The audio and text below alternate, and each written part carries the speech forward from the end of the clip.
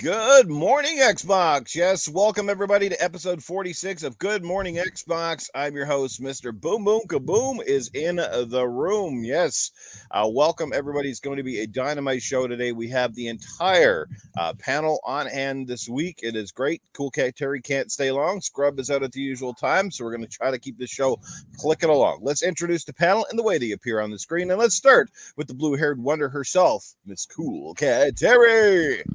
All right, hello everybody. Hope you're all doing fantastic, and let's have ourselves a good show. All right. Speaking of people that are fantastic, certainly one of the longtime supporters, and yes, Mr. Cellblock22 himself, Eternal Shaddai, is in the house. How you doing, Eternal?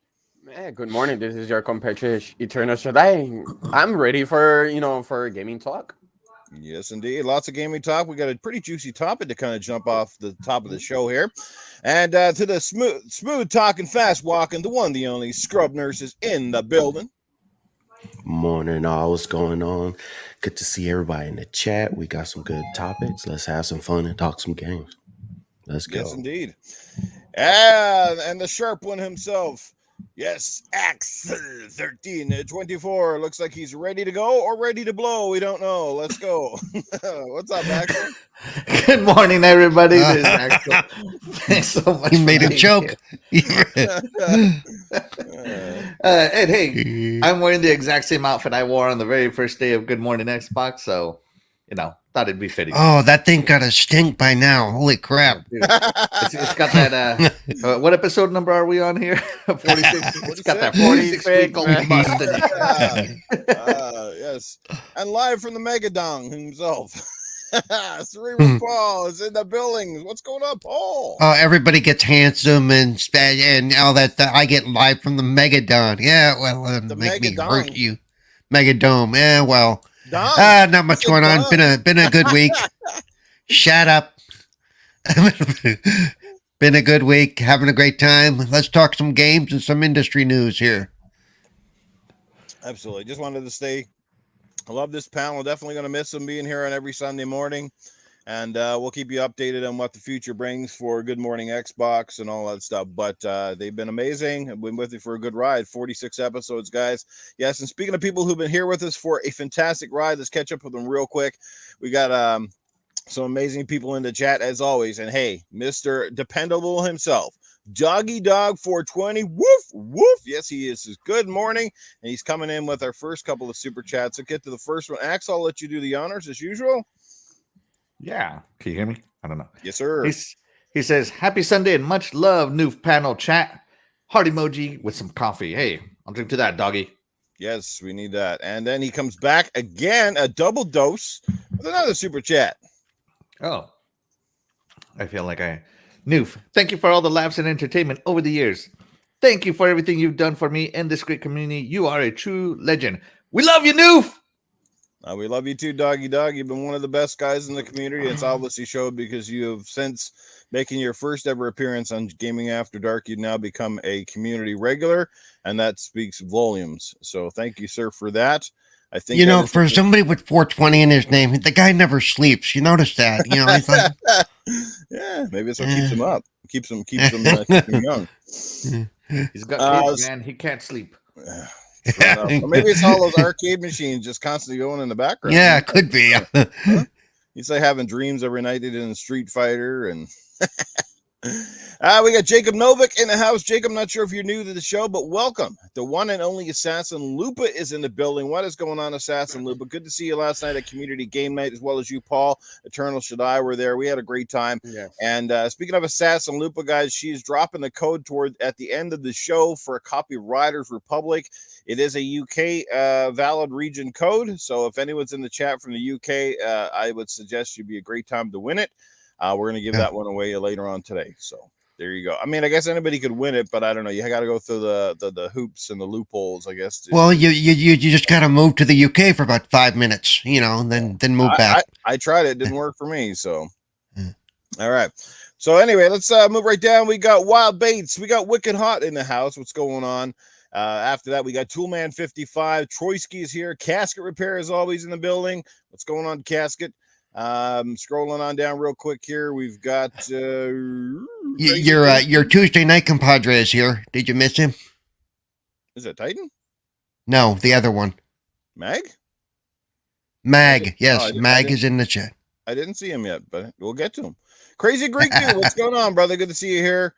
Yes, let's scroll on down. Quietish T, what's happening? Good to see you as well. Yes, there he is, the Meg. Yes, Axel's definitely ready to blow me, he said. Oh Lord, the Gaming After Dark talk is coming out here.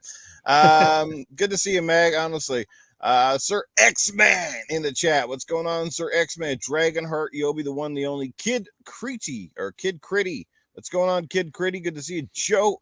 I'll let somebody else do it. No, I'll give it. Yeah, to I Paul.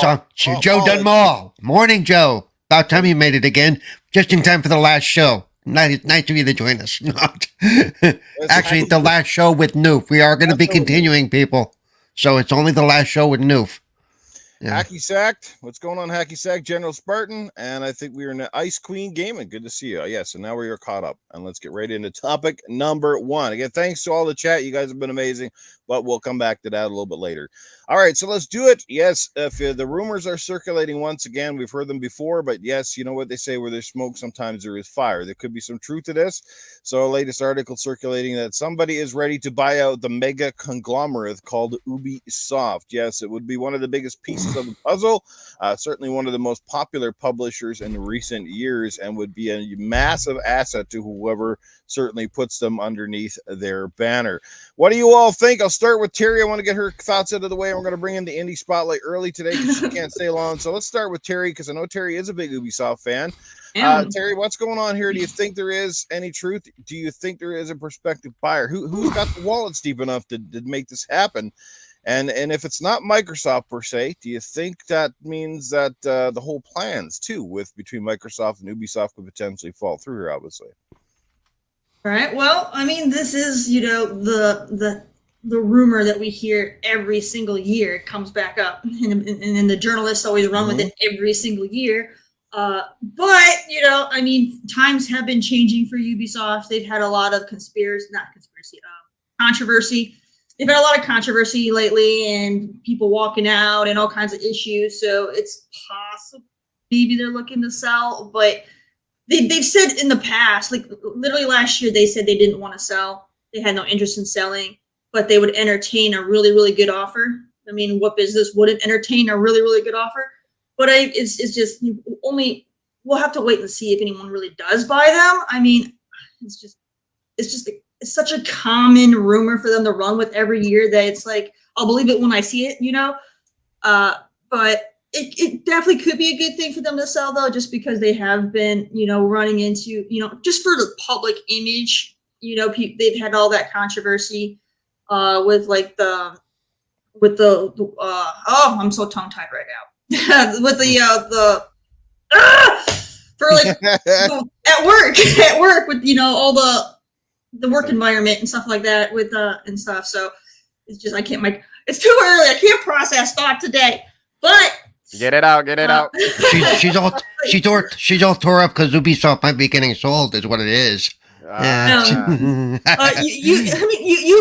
is my favorite publisher. I do love their games. I mean, they've definitely had some failings with some certain games, but in the end, they do so well with their main ones that they're doing fine.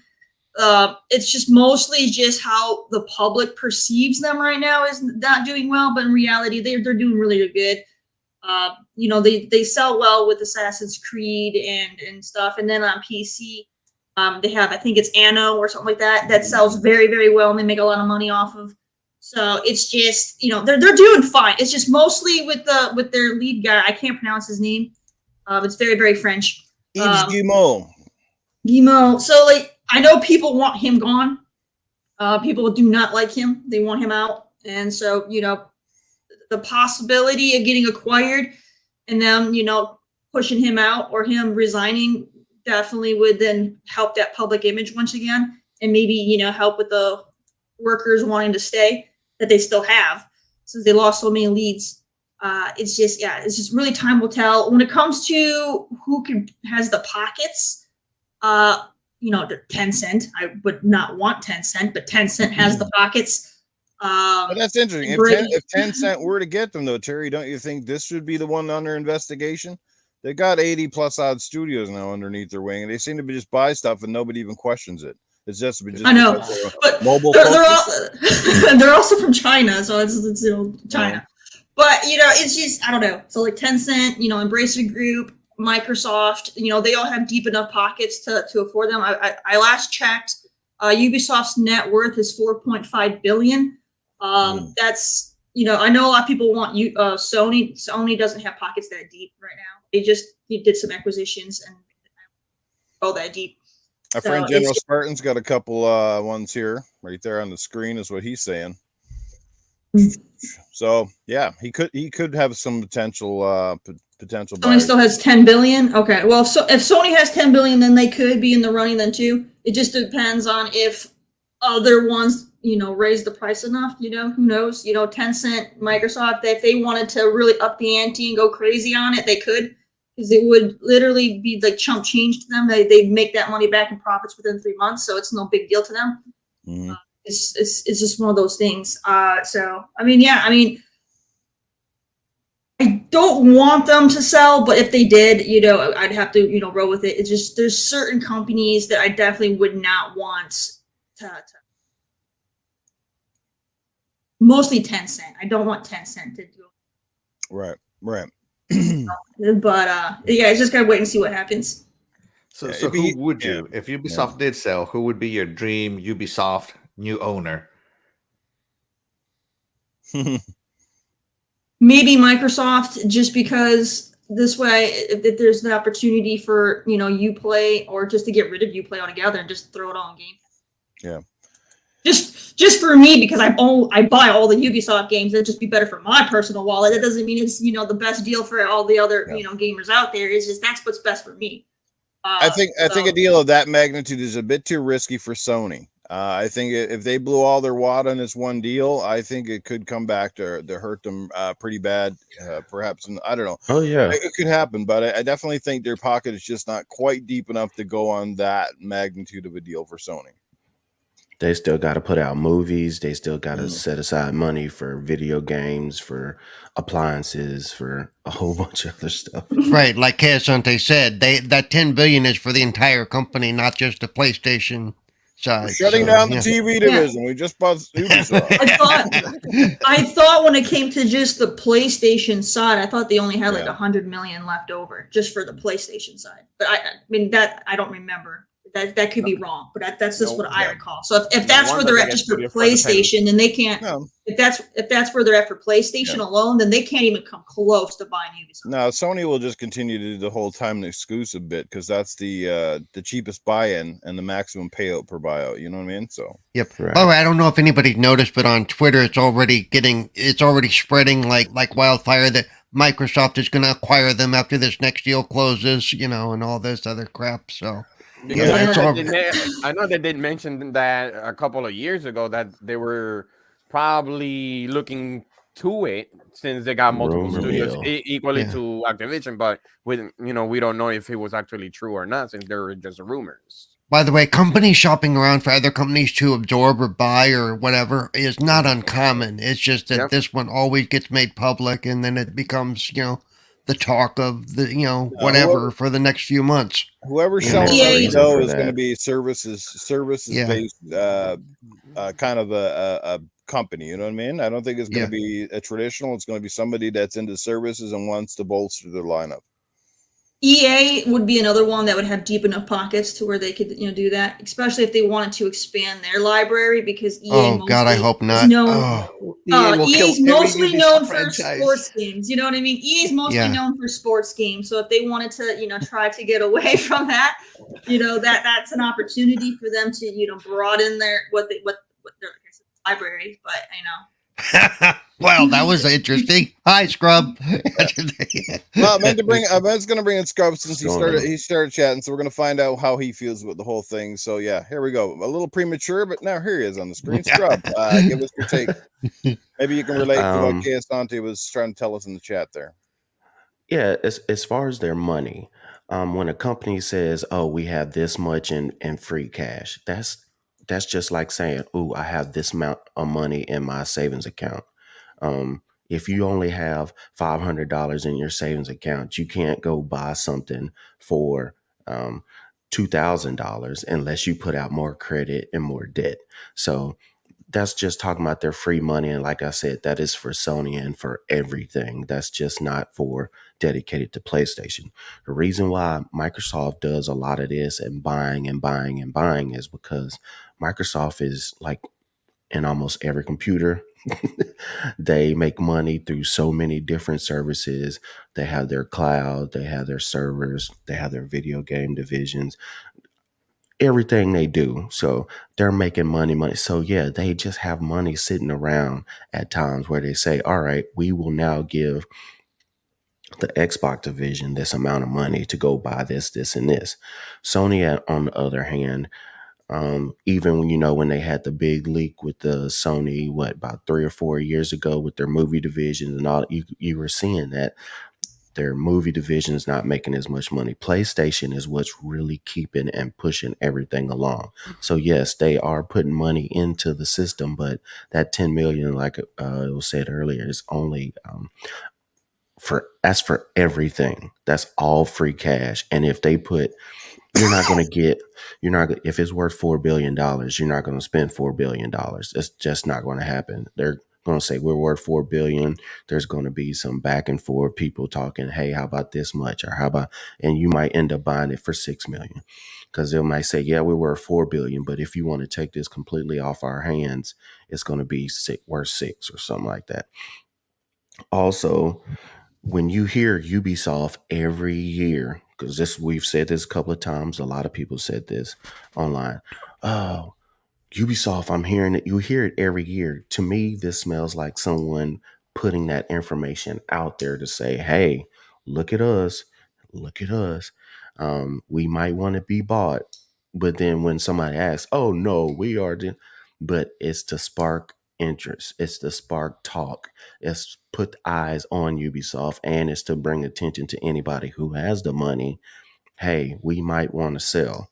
People do this all the time. You see it with sports teams. You hear it, with corporations every time, or just want to get their stocks up before the end of the quarter or the beginning of the next quarter.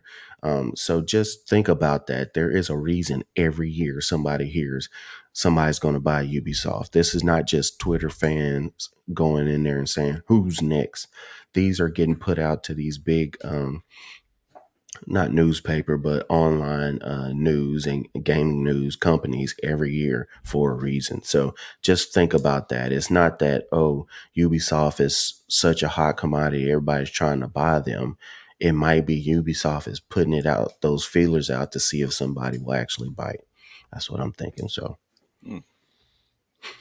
all right, great chat there from Scrub. All right.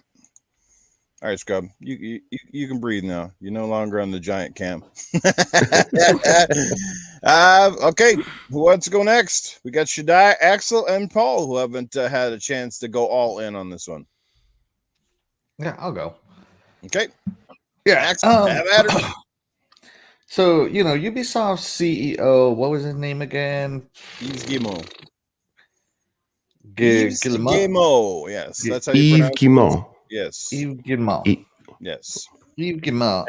I live in Canada. I'm getting pretty used to pronouncing French names. Everything has a silent pronunciation. You know what I mean? Yeah. Yves Guillemot. Yves Guillemot and his family successfully defended the Vivendi takeover when their stock was worth more. And I thought that meant that Ubisoft was just not willing to be bought out. But recently, with the great exodus, as they call it, where all these high-level people are exiting at such a fast rate, something has fallen apart over at Ubisoft, and maybe he's is just not willing to defend another takeover. I mean, the Ubisoft stock is half of what it used to be a year ago. A year ago, it used to be $60, $65, right around there. Yeah, $66.48, and now it's going at like $34. So it's definitely open for some aggressive company to come in. And Tencent, I feel like this is more of a Tencent deal, to be honest, because Tencent is content just having majority stake, whereas a company like Microsoft or a company like PlayStation, they don't do majority stakes; they do full buyouts. So if Ubisoft is still not willing to sell outright, maybe Tencent will be more willing to just buy the majority stake. I believe the majority holder right now is still Eves at 15%, and that's quite a lot. So Tencent's gonna need, they don't need what's their market cap, $5.2 billion. They only need a majority to take over. So I feel that if this is going to be more of a transitional power transfer on Ubisoft's side to just being owned majority stake by someone, I don't see Microsoft buying this because, Microsoft can't make another purchase right now because they're doing the Activision deal. It won't look good if in the middle of the Activision deal, they go out and try to buy another big publisher. Sony does have the pockets for this, but it is a risky buy to put, 5.2 billion plus the premium, the buyout premium, which is usually 10 to 20% on top of that to purchase Ubisoft. They'd be left with only like $3 billion left over. So I don't know if that's you make it sound like that's not enough money. Well, I mean, in the world of big companies, it's really not, It's not. No, they make that money in a quarter or more sometimes. I mean, there are some companies that to operate, and this is just operational cost. Companies that I've worked for, they need roughly, $3 million a day to operate. So in the world of big companies, it's really not that much. Because you need investment money and you got to pay for stuff up front, and price of goods is going up. So you need some coffers, some cash flow, so then you have who else? Google and Amazon. I could see them doing full buyouts because, well, they got the pockets for it. Out of those two, I think Amazon is the more interested party because they've been trying to get that Amazon studio off the ground for so long, and it'd be smart of them to buy something that's already established, like Assassin's Creed, Tom Clancy games. Immortal Phoenix Rising is probably my favorite new IP from Ubisoft in a long time. Amazon would love to have Rainbow Six, all that good stuff. So, yeah. If this is true, this is mostly through market speculation. Firms are saying that basically now's a good time to do a buyout for Ubisoft if they're willing to hear it. But if they're not willing to hear it, at $34 a share compared to their all-time high of $60 right now would be a steal. Just saying. Oh yeah. And that's my take on this whole thing. I don't know if it's going to be a full-out takeover, but it's definitely going to be a steal. Absolutely. Well, I guess it's going to be a good purchase. Whoever gets them, no matter what happens here, you're going to have a very strong library of games. But I think it's more about the IP than the studio itself. Nobody really cares about the Ubisoft name as much as they care about names like Assassin's Creed and Splinter Cell and Rainbow Six. World-renowned franchises. So that's the big thing, is they're controlling the IPs, and we see a lot of the smaller teams that even get bought out nowadays. That's one of the things. They said, yeah, you can take us, but we're going to control the IP. Because they know there's a lot of money can be made on their side. Like even if they sell, hey, we get 15% of all the merch, or that sort of stuff, or and if they ever change hands again, then they still have control of that. So that's very important. And we've seen in the past where some companies close down, but yet somebody will continue on with the IPs. It's rare, but it's cool. All right, we got Shaddai and we got Paul in here. Go for it, boys. You want to flip a coin? I'll go. Nah. Doesn't want to touch your coins today. Go ahead. I'll go. We can answer Ubisoft. They do have some really memorable IPs from Prince of Persia, Assassin's Creed, and the Splinter Cell games. I know we keep saying that Sony doesn't have the big pockets, which we all understand that, but at the same time, we cannot sleep on it. if they want to keep themselves competitive, especially when it comes to Sony. I mean, PlayStation, sorry, when it comes to PlayStation. And for the deal, the reason why I said that is because, remember, Sony bought not too long ago Bungie for $3.6 billion.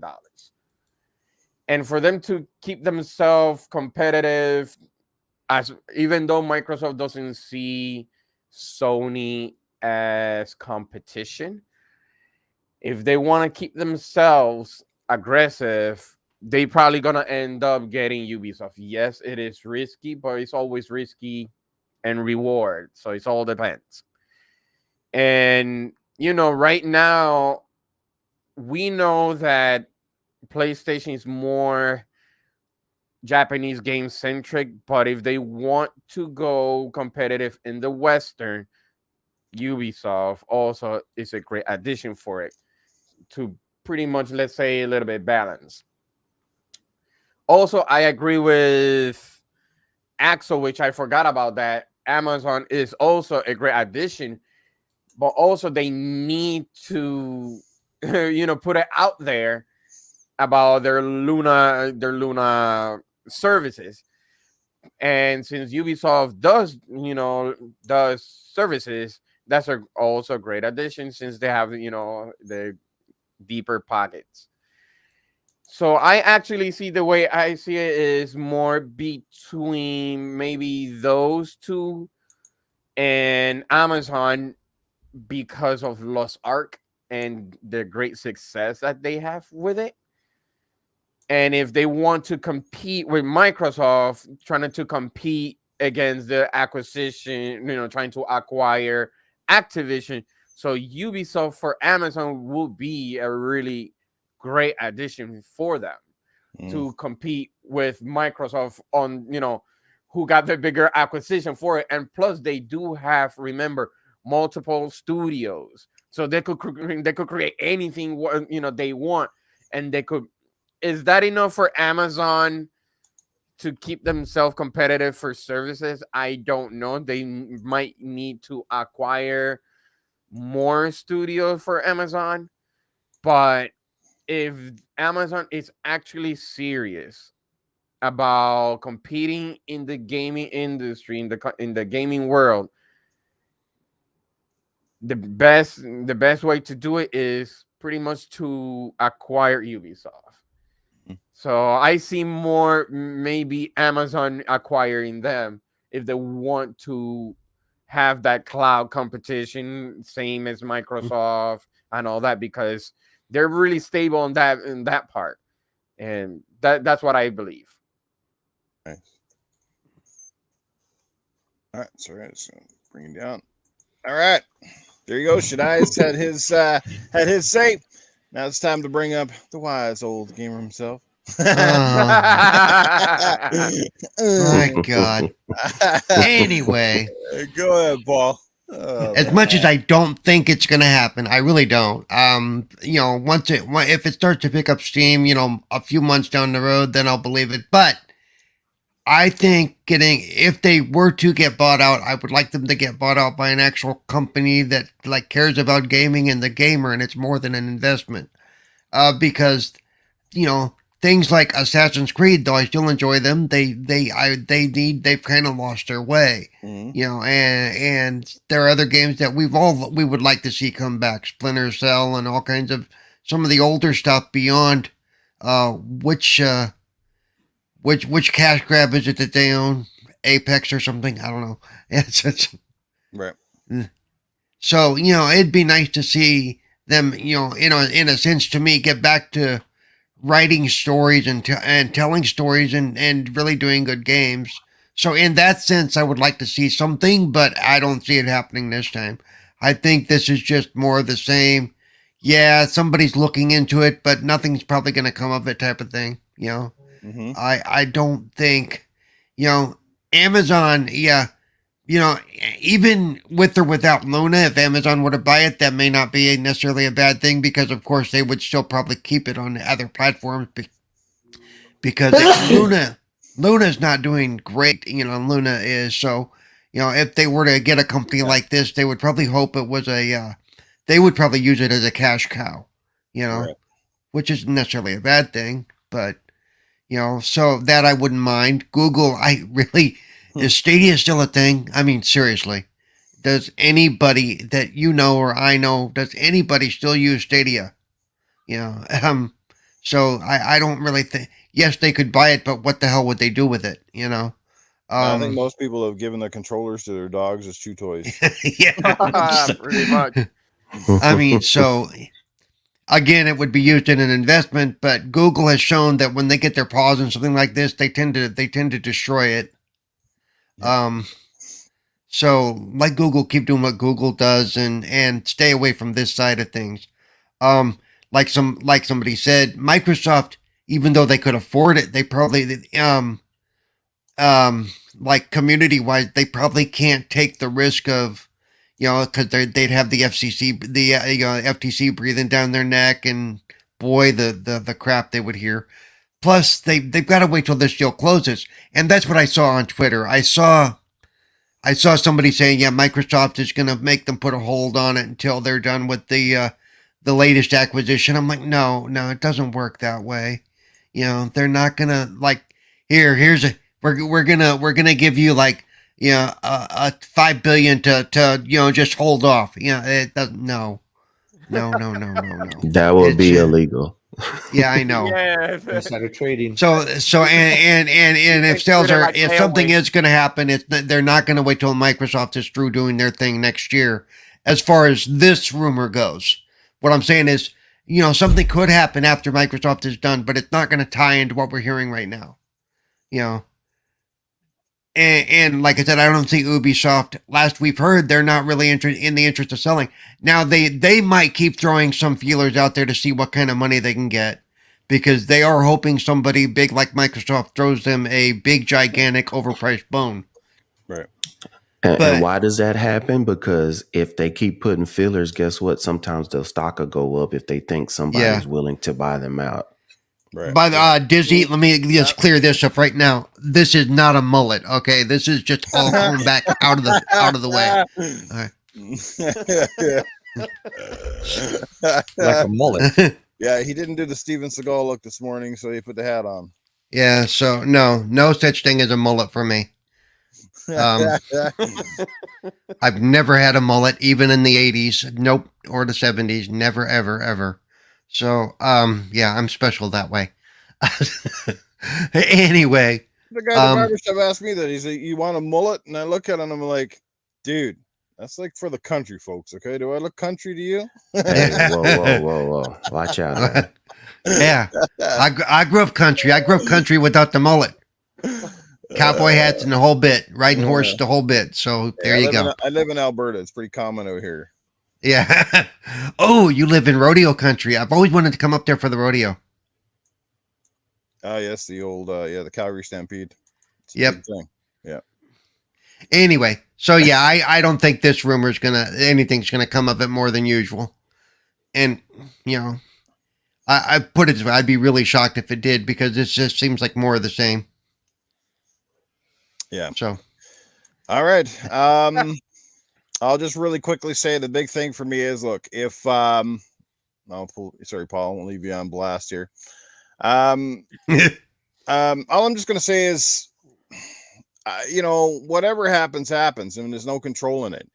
Does it make a ton of sense for Microsoft? Absolutely. Does it make a ton of sense for Amazon? Maybe even more so. Like I said, this is all coming down to the services industry. The games are changing. It's no longer centered around a plastic box. As a matter of fact, I think most of these moves in the last few years, including the moves that Microsoft has made, especially for people like Activision, is to get into the mobile market. It's all about expanding the audience and capturing an audience that almost the entire world has at their disposal, a cell phone. And there's just too much to ignore there. You know, I know we all hate it. I know that's part of the you know, the E3s and all the shows that most of us just cringe when we hear the word mobile.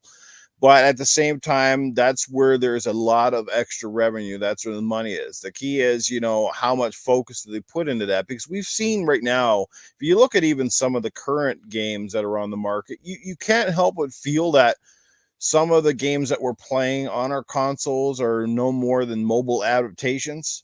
They're starting to feel like a lot of them are just ports. We've started to see that, especially if you look on the Nintendo Switch, which probably makes a lot of sense, that the games simply start to feel like mobile ported games. Maybe because the hardware is perhaps a little more similar and easier to manipulate at the end of the day. But the Tencent thing is scary because they do have a big hole. Plus, like I said, they're in China, so how they want to run their business is different. Like I said, the IPs is the big thing for Ubisoft, and it's kind of surprising too that some companies just haven't sold off certain IPs, perhaps, and make more money just per IP, or offset maybe IPs that they could care less to bring back or invest money in, like hence Splinter Cell, which has kind of sat dormant for a long time. Like if you sold that to a company that was really interested, make several $billion, probably on the IP alone, offset some losses or whatever. And like someone said in the chat there, I think it's, Ubisoft's a big company too, and they're not just up here in Canada, they're out in France, they're in various parts of the world. I think don't they have one in Germany somewhere? So they have a lot of studios and a lot of people that they have to pay. So there's a lot of money that constantly needs to float in order to keep the studio and the company going. So Microsoft's got an awful lot of employees now under their umbrella that they got to make sure get paychecks.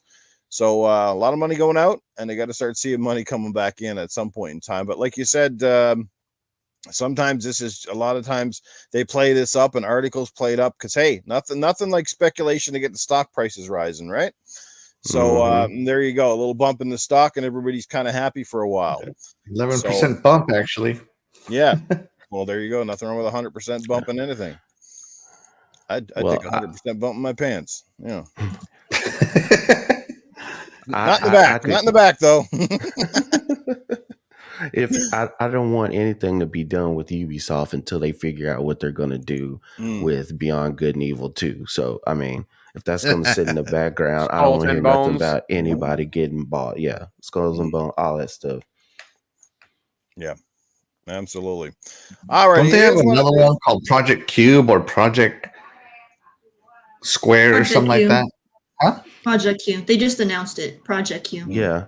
They have a lot of stuff that supposedly is supposed to be coming out, or they're definitely working on. And if I was a company that was maybe halfway interested in buying anything, you're going to have to show me something, because there's so many things that are promised and been pushed out and pushed back so many times. I don't know if you're just doing this so you can get some more seed money to finish your game.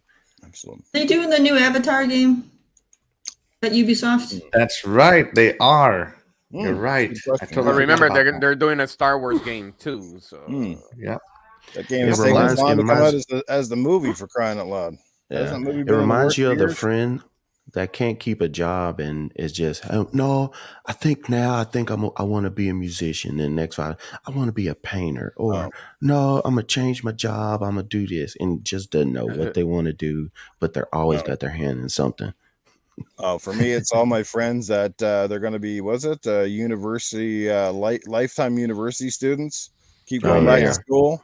And you're like, come on, man, give it a break. At some point in time, you got to put the school down and you can actually get a job, right? Because, oh my God. Dude, if I could be Van Wilder and just stay in university, I would, because honestly, I enjoyed my university. So getting a job after university sucks. I'm going to go back. At my age, I'd be the old perv on campus, so I'm pretty sure that nobody want me around. We had a super chat earlier, dude. Do we have a super chat? All right, I'll get there. We had one from Splendiferous. Okay, Yes, thank you for that. And look at all those amazing people in the chat, including Splendiferous. Mr. Kima is here. We've got, who else is going on? We got a bunch of people jumped in. Jago Kukin's in the house. Jago was out playing Halo with us last night. Great times. Hey, my good Canadian brother, Dizzy Delta, what's happening? Happy Glad Keemer's here. Jesse Derby is here as well. What's going on, Jesse? Jesse keeps telling me he's so disappointed. His biggest disappointment is not hearing Cletus, he's telling me.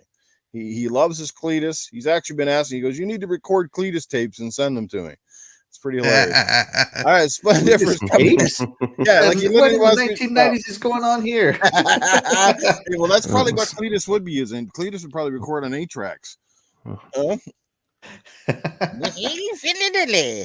right, Splendifer's coming in with $2. Sony want to buy from Software because they killed Aloy. Hot take. Oh, I was supposed to get you to read that one. Triumph Design, Pixelbit G, what's going on? Good to see everybody here. Sir X-Man still hanging out with us. Wilmy Hood, the one and only. Hope you're feeling a little better. Wilmy, it sounds like you are, and thanks for stopping by. Our good friend of the show, Dreadpool, is here. What's going on, Dread? Good to see you. And so on and so forth. Let's get into it. All right, it is now time for Coolcat Terri in the Indie Spotlight. Let's get this one up and at him because she's got to get out of here ASAP. So, Terri, the floor is yours.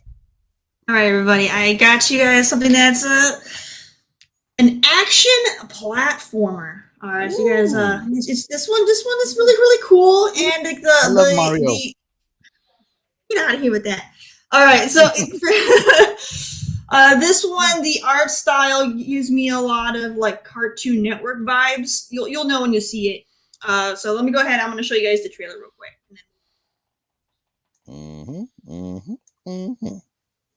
Pull it up here. Sorry, I forgot I didn't pull it up yet. Oh, bad. Pull it up in the curb. There we go. All right, here you go, guys. Paperboy. Is Ollie Ollie.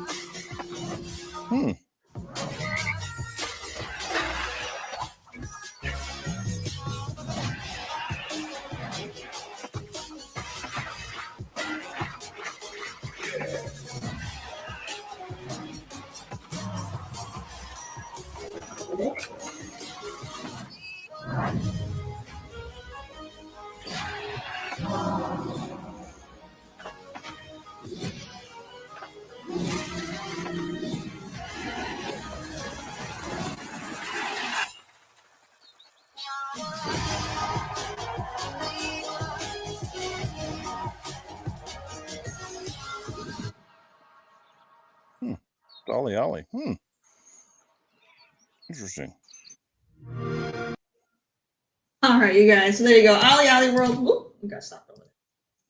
All right, but so yeah, go ahead and check that out. It's, you know, for those of you that really like skateboarding, it's a new little platform you can do. It's available on all of the platforms: Xbox, PlayStation, Switch. It's on PC, but however, there's a caveat to the PC. It is controller only. So if you're a PC player who doesn't own a controller, you can't play it. Sorry. That mouse and keyboard crap away.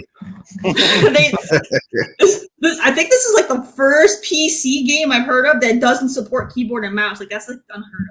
Like, I mean, that's the way they used to do it back in the DOS games. Like you couldn't play with mouse and keyboard.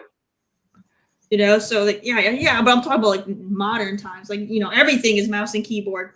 Yeah, but it makes sense. By the way, if you own an Xbox and you own a relatively new PC, your controller will work on your PC if it has Bluetooth. Yes. So you can go ahead. You can go ahead and pick it up. It's $30. It's not on Game Pass, but you know, I wouldn't be surprised if we don't see it on Game Pass. Ollie Ollie World. Oh man, I love that. You know, So that's a sick Ollie Ollie then, right? Obviously. Ollie Ollie. Because it was Ollie Ollie. There's like 2 games in that series? Or I think so. Something like that. Asante got a good one. Like he plays great on Steam Deck. That's the closest. There you go. Perfect. There you go. Yes. And then you can fully customize your character to look however you want them to look, which is great. And you know, if you go into sandbox mode, you got millions of levels that you can play on. So plenty of fun gaming moments to go have fun and enjoy. Gotcha.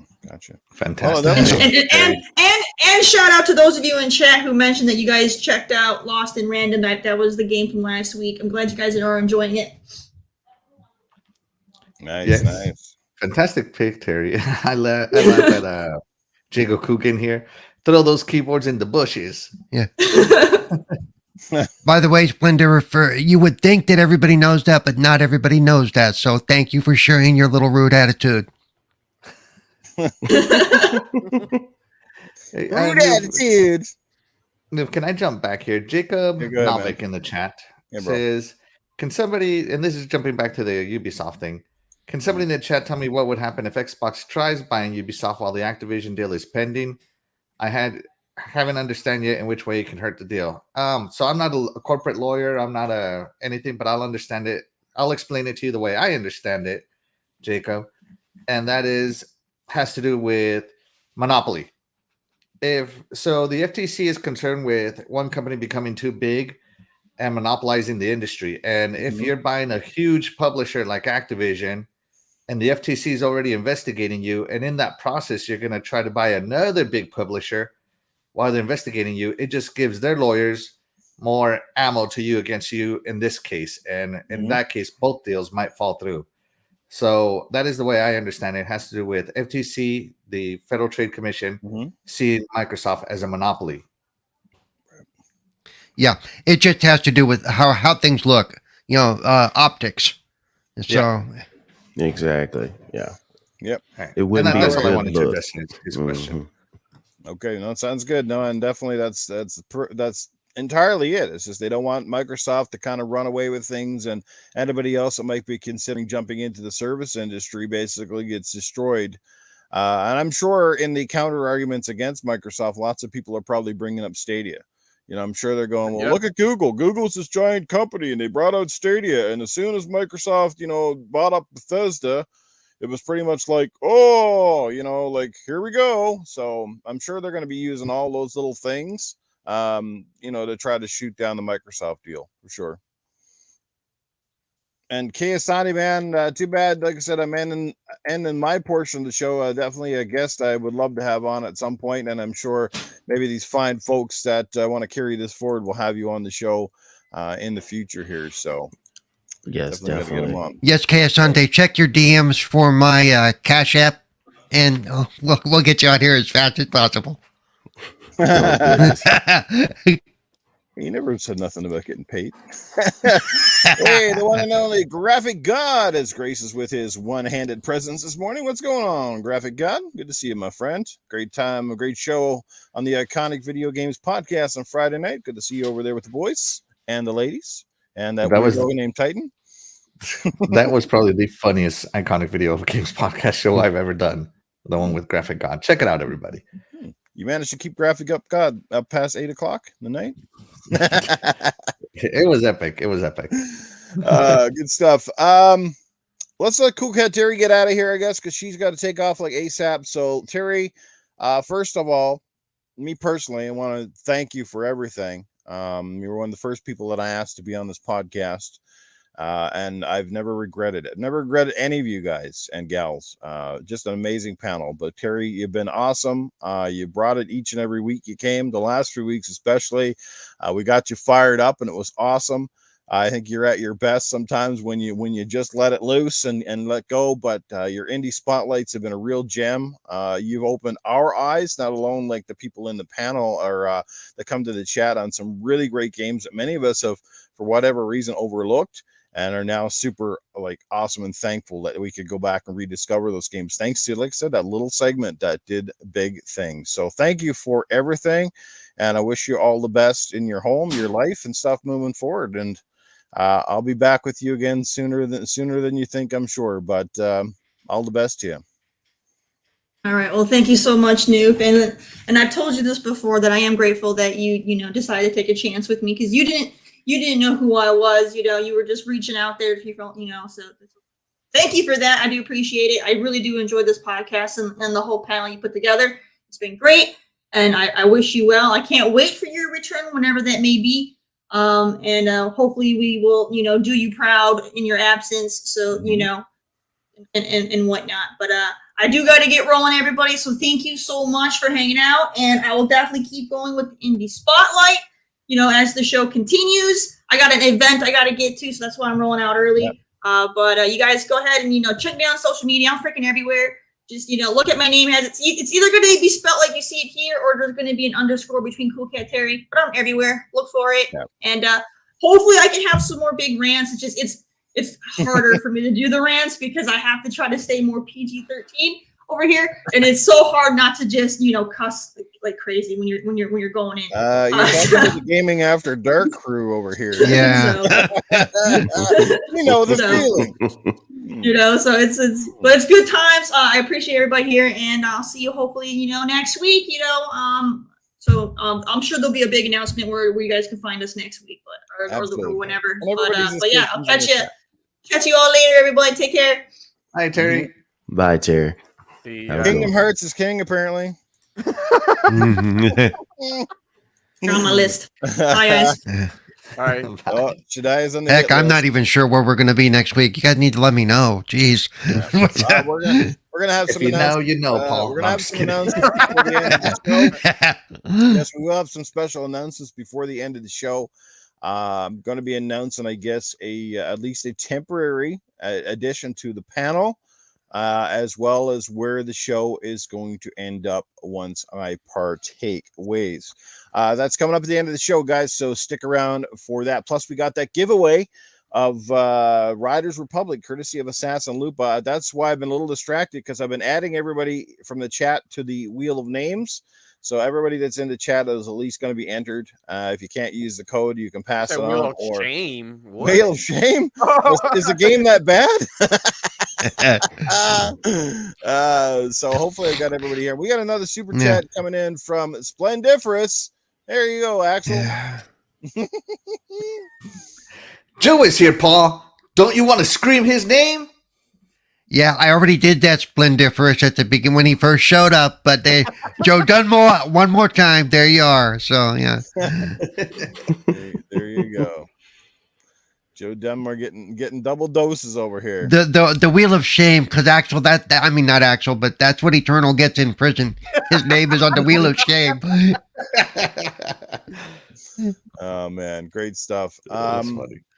Let's move the yardstick a little bit further down the line here. Let me just jump into our list of topics. We didn't have a ton of them this morning. That was sort of a late edition topic, but definitely one that was worth getting into, and I knew Terry would want to have something to say on it. Let's just see here.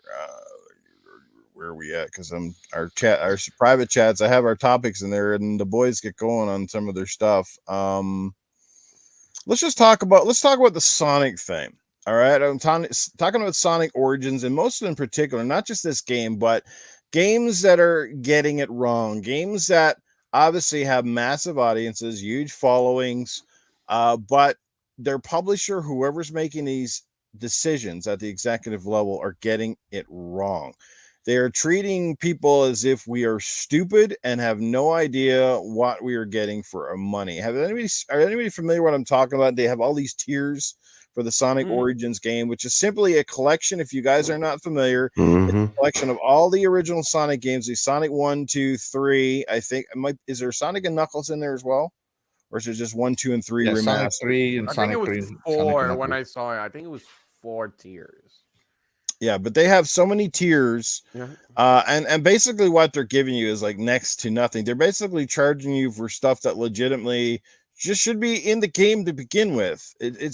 I don't even consider it like add-on content for the money. You know what I mean? Like they're charging you for animations on a title screen and all sorts of stuff. I don't know if anybody's got the article or the thing they can share on the screen, or I'll certainly bring it up. But like, what is going on with companies, guys? Do you? Axel's got it, so I'm going to add. Thank you, Axel. I knew Axel will always be ready for this. I'm going to bring it up here. Hopefully, you guys can see this. We talked about it the other day on whose show was it I was on? We were talking about this here.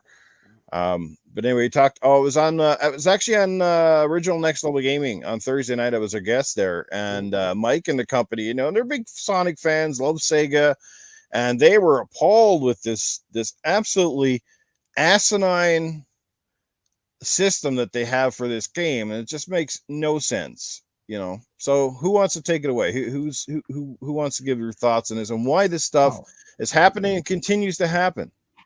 I'll go because I'm a Sega guy. Go ahead, Axel. I am a Sonic guy. I love Sonic. And this is ridiculous. All right. First off, the main game pre-order, $40, I think is what they said is going to be for the connection. Yeah, $40. Then you got this 100 bonus coins, which tells me there's going to be some sort of microtransaction system in here. Because Sonic doesn't do coins. He does rings, first off. So I don't know who wrote this.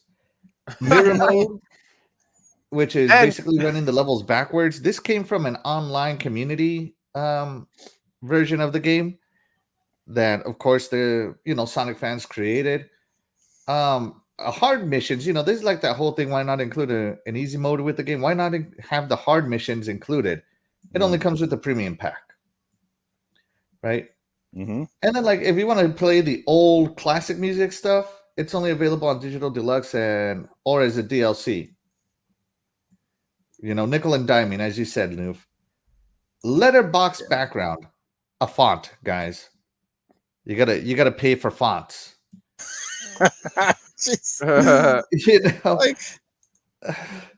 Character animation in the main menu. Once again, Newf, this should be standard in games these days. Like, I was so Mike of them, I bought the Sonic Mania Collector's Edition, which came with a real life size Genesis. I have that one. The cart. Yeah, so and I paid $100 for it. And to me, that was worth the $100. I can't see how this is worth any of the extra fees for the kind of crap that they're trying to pull here. This is not even like they're giving you extra. This is not like they're giving you 5 levels or they're giving you 10 new characters or even that. This is just some real junk up in here. Yeah. It's weird. Like character animations in the main menu, camera controls over the main menu, character animations during music islands. Like, what the hell is all this? Are they going to change the color of Sonic's shoes next or something? They better not, man. Pay for pressing the A button. Pay for pressing the B button. If you break the speed limit, you get charged. Jeez, oh man. And like you said, that $100 edition that came with a physical thing, it came with a little fake cart, it came with some rings, but it also came with the Sega Genesis statue where you push the power button and it goes Sega. You remember that? Yeah, amazing. And so the Digital Deluxe edition comes with almost everything. You can even get that physically. It's only digitally, which Newf, you and I have problems with this because we're physical collectors. What would have been really awesome on that collector's edition if the actual game had been on that cartridge and you could use it in your Genesis. Right. Or they will give you at least like a Sega CD or anything like that as a memento. Yeah. That would be awesome. Yeah. And even the Digital Deluxe edition is missing things. It's going to be missing the extra font, the mirror mode, and the basically the start dash pack. Not to mention, some of these aren't even available. They're coming soon. Yeah, that's true. Now, I guess if you pre-order it, you get the start dash pack for free, which I guess is fine if you pre-order it. Does that mean you hit the start button on the game and it turns on?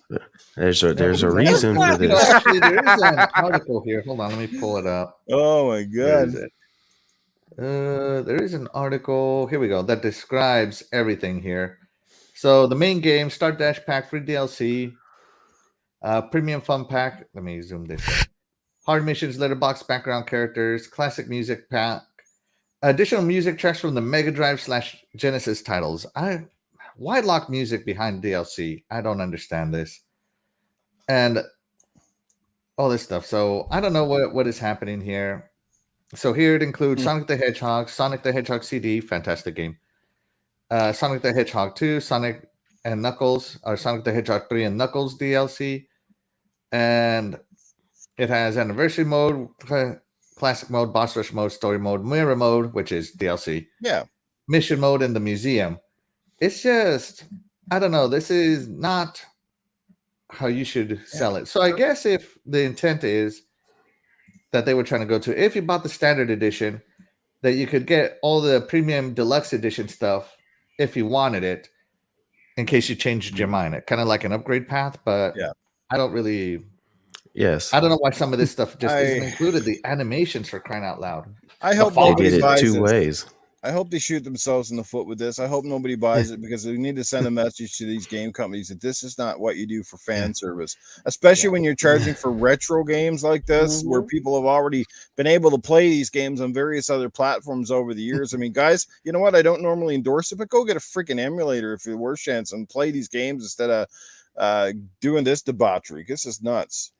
Sega's new motto apparently is Nintendo doesn't look so bad now, does it? That's it. Oh man! Let me remind you guys why we went out of business. Sega did what Nintendo didn't. Sega don't. I just want to see this video here. Let's see. They did it. So here's the animations that you got to pay for. Oh yeah. Really? Come on. Well, if you can get them on YouTube, don't pay for them, huh? Well, there you go. There you go. Yeah, like here's the thing that has me with this, right? So us older gamers, you know, us who came in the third generation, the third gaming generation, we're already Sonic fans if we were going to be Sonic fans. They should be trying to attract the younger generations, you know? And piecemealing it is just, in my opinion, not the right way to attract a new generation, especially after coming off the high of the Sonic the Hedgehog 2 movie. Yeah. I think that's the reason why also they're trying to get money like that after the success of Sonic 2. Okay. So. And the younger generation isn't paying for it either. They're getting their parents to pay for it. Right. So there's a reason for this. Like you said, Axel, if you buy just a regular version, they have it set up where you can get all the extra stuff on the back end. But if you want to get everything, what do you have to do? You have to do the Deluxe Digital Edition and pre-order it. What happens when you pre-order it? No matter how bad or good the game does, they always have a seed amount of money that they have pocketed before the game has released. Letterbox edition. Yeah. So it's $40. So you get pre-order money plus that pre-order money is $45. Yep. This is all a way to make you say, if I want to have this and this, I gotta pre-order it. If I want to have this, remember all the really ticked off consumers when they pre-ordered Battlefield and they were not happy with what they got. Yeah, but this is the thing. This is not Battlefield. What is going to suck some fans in is because they remastered all the games. 2, the reason why this is going to suck people in is because it's Sonic. Because this happens with all the games when people go, "Oh my God, I can't believe they're doing this and doing this and doing this." If Sonic is the game that you love, guess what you're going to do? You're going to pre-order that digital deluxe edition. You're going to complain about it, but you're going to pay for it because that's your game and that's what you like. And they split it up that way. Axel, are you going to get the digital deluxe pre-order edition? I don't know. Like, I'm contemplating this one because I've beaten all these Sonic games. It's nothing new. But it's remastered. It's remastered. Plus, I get to play as Knuckles in Sonic 1. Yeah, but here's the thing: it's remastered. Don't remember. Plus, you have the digital music. Part worked on both Sonic 2 and Sonic 3, and I have that too. Yeah, but you have the animations. You have the animations. You hadn't seen the anime, so you're missing out on that. So you're going to get it. Seen the anime. Yeah, you're right. You're going to get it. You're right. Yeah. So a lot of these people are talking. They do the same thing. Somebody's going to gift this to me for my birthday. Just saying. Yeah. They do the same thing with all your Nintendo games, all your Zelda, all your Mario. They're going to get that money from you because, like it's always been said, nostalgia is a hell of a drug, and they're doing just enough to justify you saying, well, I have it on cartridge, but this on my cartridge isn't the same as this it is. So they're going to get people. And like you said, with the kids, they're going to tell their parents, get this, this, this. The parents might mess up and say, I got the base game, and the kid going to turn around, but I wanted the such and such and such and such. Guess what? More money. They're going to get you. Well, then the proper response is I want is get a job. You know, you're not going to tell an 8-year-old to get a job. Okay? Oh yeah, I would. Yeah, absolutely. And welcome to my generation. You're damn right, I would. Get a job. Start selling candy at school. When that was your age, I was already working. Yeah, That's right. The iPhone factories in Taiwan are hiring. Go get a job. My dad always used to say when I was like, he's like, oh, when I was 8 years old, I was already driving a car. Oh my god! Yeah, So funny. go fold some clothes and wash some dishes and mow the lawn. But yeah, I'm so enthusiastically pushing what will happen or will not because I don't care. So this will not affect me at all. But I know what happens when you are a fan of a big deal game and they do all these extra things. It's going to piss off a lot of people, but in the end, a lot of people will still buy this game. The super fans. That's called that's called being part of the problem, is what we call that in the gaming industry. Yes. There's a lot of people as part of the problem. I'm a nurse, and I go to the hospitals every day, and I see nurses and doctors and hospital staff smoking cigarettes. They know what it does. They still smoke them. It's just one of those things. They're standing in a place that's dealing with people who have complications from smoking, and they're smoking cigarettes. So the human brain, man, is a different thing. They're going to do it. Yeah. Yep. That's what happened when you got short fuses. Go ahead, Shaddai. No, go ahead. I was gonna say, I kind of hate to say this, but the last great Sonic game, Sonic Mania, was made by fans. Who was it? Whitehead, Sean Whitehead. That's right. And his group made Sonic Mania, and the Sega Sonic games, Sonic Forces, Sonic Colors Remake, Sonic whatever, they just haven't struck, in my opinion. Like it's a little disheartening to know that the fans are taking better care of Sonic than Sega themselves. That's all I'm saying. This is not taking care of Sonic, in my opinion. This is not taking care of your. I mean, I hate to say it, but Sonic is a huge multimedia IP. He's been in comic books. He's been in Saturday morning cartoons. He's got major hit movies now. Yeah. Sonic he's a really big IP. He's a really important franchise, and it hurts me as a Sonic fan and as a diehard Sega guy to see Sega just not doing fan service. Is what I'm saying. They're not doing fan service. No, they're not at all. On that digital pre-order bonus deluxe edition or whatever you want to call it, that's just simply stuff that should be just on the game. That should even be on the base model game. That's not even extra content. That's just like, nope. Like I said, you're charging for people for stuff that essentially is there. It's not even like they're putting in years of work to add this on. That is just complete horse crap. Only the most devout Sonic fan is going to splurge for this. It's either devout Sonic fans that just got to have everything, or again, it's going to be, the typical game idiots of the world, which is usually unsuspecting people that don't even know what they're buying and don't even realize they're getting ripped off. They're just going to spend the extra money, and Sega be like, yay, because it's Sonic. We know we can. Don't stoop to the EA levels of the world, Sega. This is not the way to go, brother. Yeah. No. Yeah. Go ahead.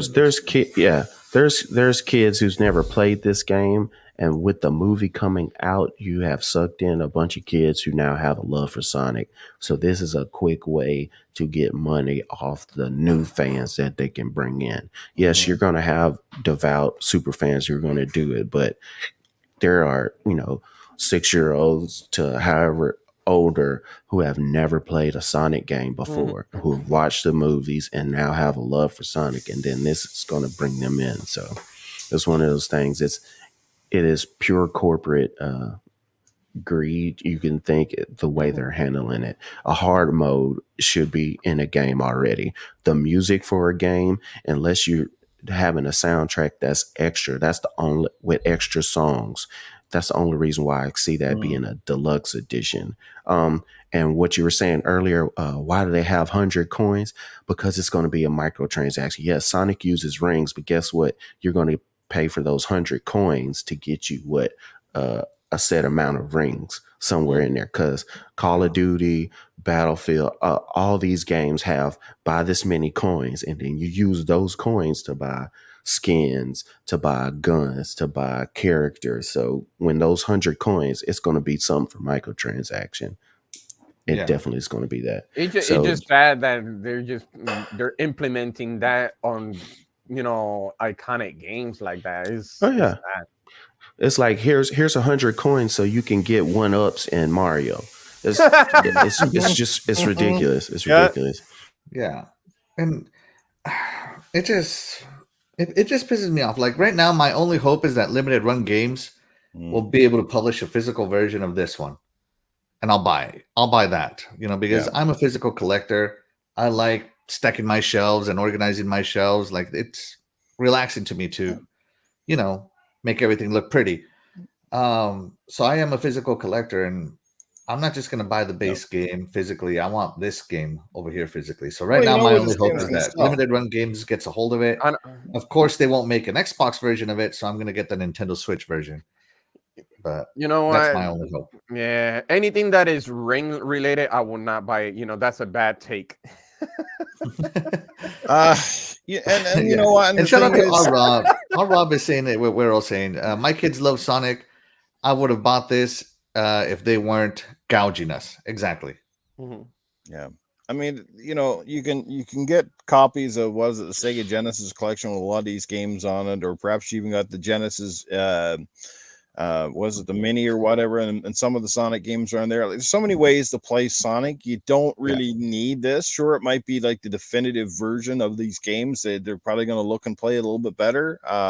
Overall, at least that's the hope. But it's not like they've ever run bad or played bad to begin with. So, like I said, I think this is just for the character, for the kind of game it is. I just think this is the wrong way to go about it. It's not the kind of publicity Sega should be wanting, but it's that's the thing, it gets you publicity, gets you talking, so it's kind of a win one lose one, but this is not the way to go. And the sad part is it will sell and it will do very good, I'm sure, because it is Sonic the Hedgehog. It's coming out very close on the coattails here of the Sonic 2 movie, which is doing really well, and it's going to sell really big. Guess where? On the Switch. That's going to be its number one platform. I can guarantee you this is going to do a killing on the Switch. Absolutely. So, all right. I think I've said my piece on this.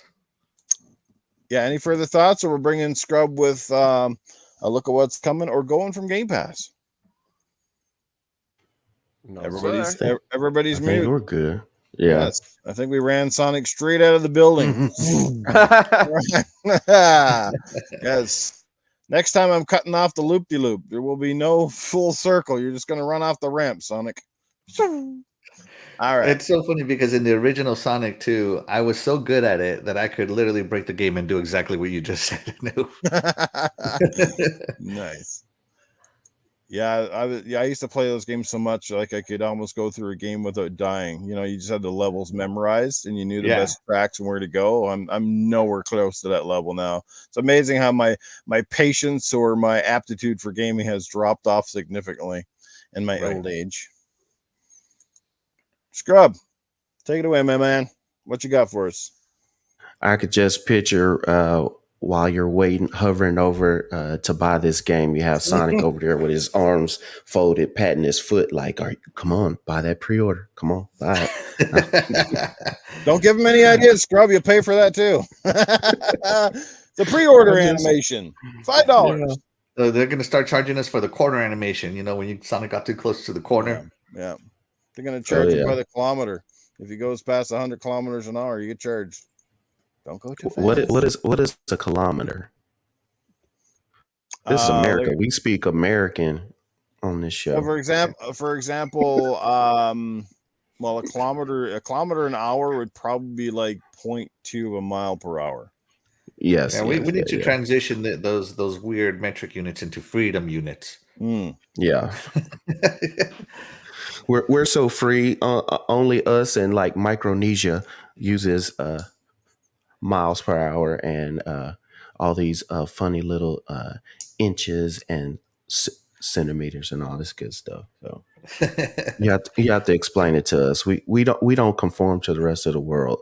The rest of the world goes on without us. There you go. That's Just pretty much remember, it was freedom units that got us to the moon. Just saying. I understand feet up here. Like when I say how tall I am, like essentially in Canada, I should be saying by centimeter. Like I'm 78 centimeter, whatever the hell it is. But no, I'm 5'11", right? When I measure my footage on the floor, I go in footage. I don't go in again centimeters or whatever. Like I still do it in the same imperial way or whatever it is as you guys do in the States. We know what you're talking about when you say you deal with feet. You don't have to sit there and explain all this extra stuff. We know. Keep your fetish to yourself, okay? We know. All right. Anyway, I'm gonna share a screen real quick, and then we'll keep going. My measurements sound better and bigger in centimeters. All right. So let me blow this up real quick. We are on GamePassCounter.com. What I love to show here when I think it's bad marketing with Xbox and Game Pass, they go, "Oh, we have 100+ games on Xbox Game Pass." But look, you have 499 unique games on Xbox Game Pass, which is console, PC, and cloud. So this is what you need to look at when folks talk to you and they have questions.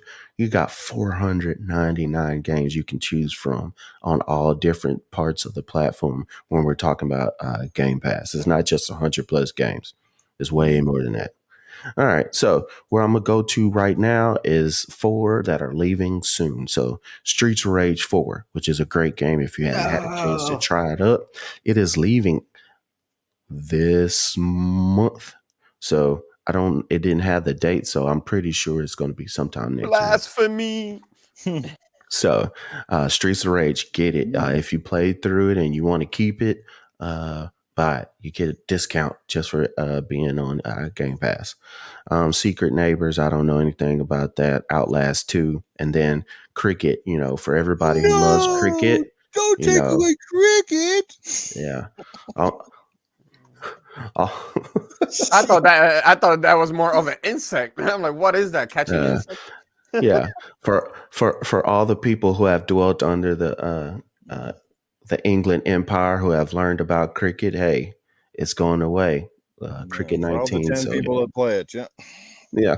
So coming soon, we're gonna go to this list. You got 7 Days to Die in a couple of days. Research and Destroy. These games I don't know as much about, but Bugsnax is also coming next week. Like I said last week, if you were one of those people who are dragging Bugsnax when it was on PlayStation, I better not see you playing it on Xbox.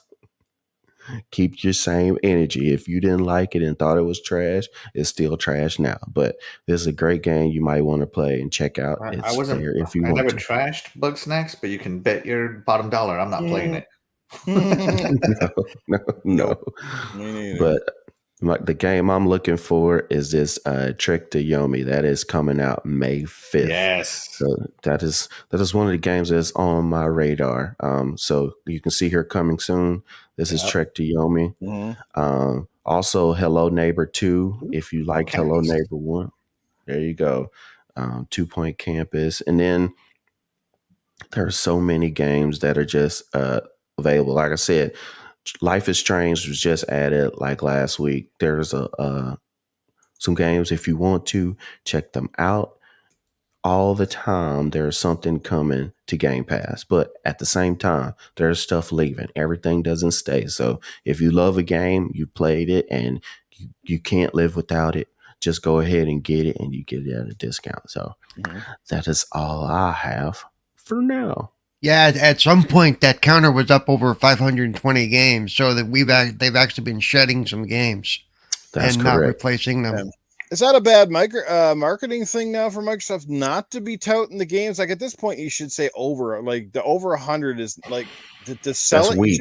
You should be doing like at least at this point like 3, because there's always consistently at least 300. like over 300 games at this point. I would be boosting the number because it makes it sound a lot more attractive. I wonder. Well, I think part of that is marketing, and I wonder if you were to take and pare down the ones that are on multiple platforms, the ones that are on PC and console and cloud, and make them one game, that would drop your numbers considerably. Okay. And yes, it will still be over 100, but I think the reason why they don't want to do it is because there are some games that are cloud only, some that are PC only, and some are console. Correct. And the only reason you can get all of it together is if you have Game Pass Ultimate. Yeah. If you just have regular Game Pass, there's a lot of stuff that you can't get. You're only basically getting your console Game Pass games. So that's probably why they're doing it. But I think they because probably on at least one of those platforms, sometimes it does drop near 100, closer to than it is closer to 500. Cloud would be my first guess right now until they get more and more of the stuff on the cloud. Yeah. Actually, I can ask Paris about that next time I talk to him. Yeah, I was still tout that number being higher, and even if you put an asterisk at the bottom with Game Pass Ultimate, so you would even get more people go, oh, really? This many? Because guess what? When you say 100, PlayStation, new system setup that they have with PlayStation Plus and everything, they're touted more than 100, even though it's tiered out as well. If you go to the highest tier where you can go and play some of the older games on streaming, they're adding all of those, so it's just depending on how the company wants to do their marketing. Gotcha. And cloud is getting better, like Asasalupa says. Oh yeah, absolutely. It's the best if you live in a bigger city that has, the fiber, a gig download, a gig upload. If you're in the country, it might be a little bit worse. But even when you're with a slower internet, it has gotten way better than what it was before. I still wouldn't try to play, like fighting games where you have just those little minutia is whether you die or not. But most games, they're tons of fun still. Yeah, some of those live service games on the cloud, if you don't have a really good connection, would be really annoying. According to FarQ, I saw that. Yeah, I wonder what it says for PC and for console. Yeah, but that gives them, like you said, the number could probably be bumped to like 200 or so safely. But I guess because it's been 100 since they launched, because that's what they started at, they've kind of left it sit there. Either way, it's still amazing value. And the whole day and date thing is the real tipping part of the scale, in my opinion. Yep. And how many of us now have a gigantic backlog of over 500 games because of Game Pass? First world problems. We just perfectly summed up where the advantages of Game Pass lie in that indie that Terry showed off last week. Some people have already downloaded and been playing it, and are really enjoying the game. That's that. What's the one again? With the dice, the girl in the dice. What's that one called? Isn't it Lost Random, something like Lost in Random? Lost in Random. Yeah. See, a game that would have got lost in the shuffle for quite a while, but another little gem that people can play with Game Pass. It's just these are the things, man. Power Man 4K in the house. Rangy 4 here as well. Geo Walker, what's going on? 100. Yes, Mr. Light Bone himself is in the building. What's happening, man? Sir X-Men still hanging out with us this morning. Far Q is here. Man, a friendly pest. OCD Gamer. Man, that's a great crew in here this morning. Big time. 59. Doggy Dog is always here. He never leaves the doghouse. He's always ready to go. The Jenna, Mr. Kima. Mizzle T Shizzle, what's going on? They're here because of my post where I told them to come watch us kick you to the curb. So hey, whatever brings them to the yard, as you say. Yeah. It's your milkshake. Your milkshake is bringing them to the yard. Nope. Yeah. Oh boy. Nobody wants to see my milkshake. Put that milkshake up. Scrub is like, time to go to work now. Thank you. Yeah. I'm out of here. That milkshake is sour. After my comment in the chat, which had people laughing, that was pretty funny. I said my poo has corn in it. I said that's real butt snack. Oh man. Yes, descriptive audio. This is why I love these podcasts. All you guys, awesome. Gone man, what's happening, man? Tool man still hanging out with Splendiferous. Jago cooking Noob's protein milkshake.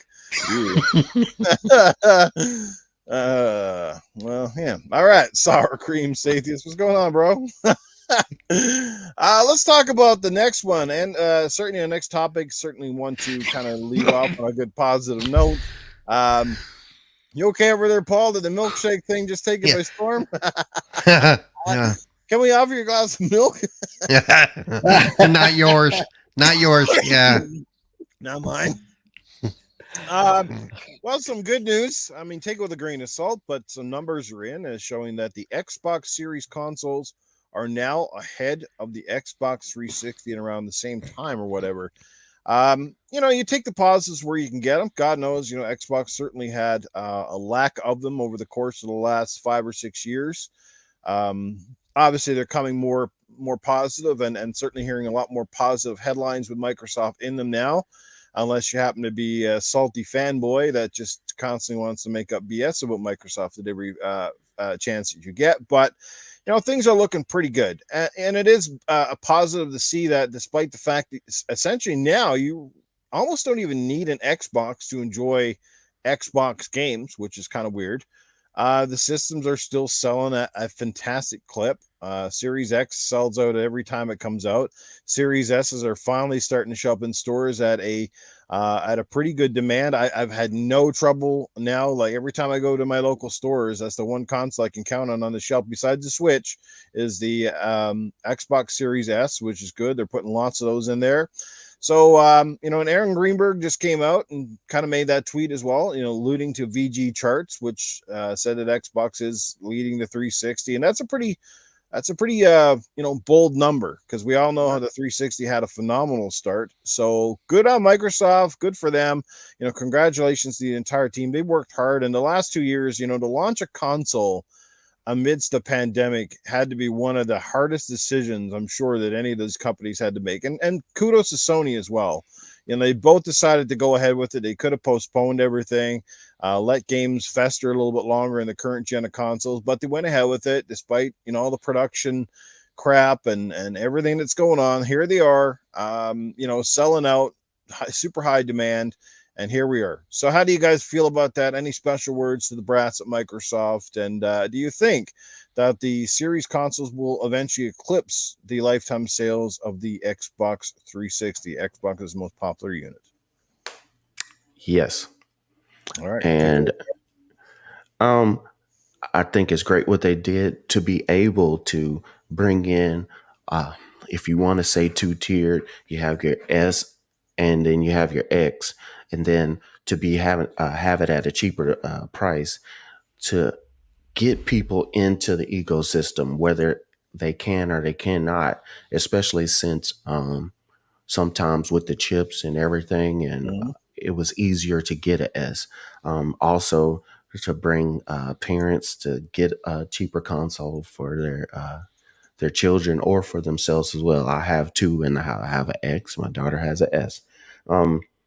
I've said this on Dragon's Den podcast a couple of months ago, and this is starting to come into fruition. I said by the end of this generation, I think the series Xboxes will eclipse the 360 as far as sales.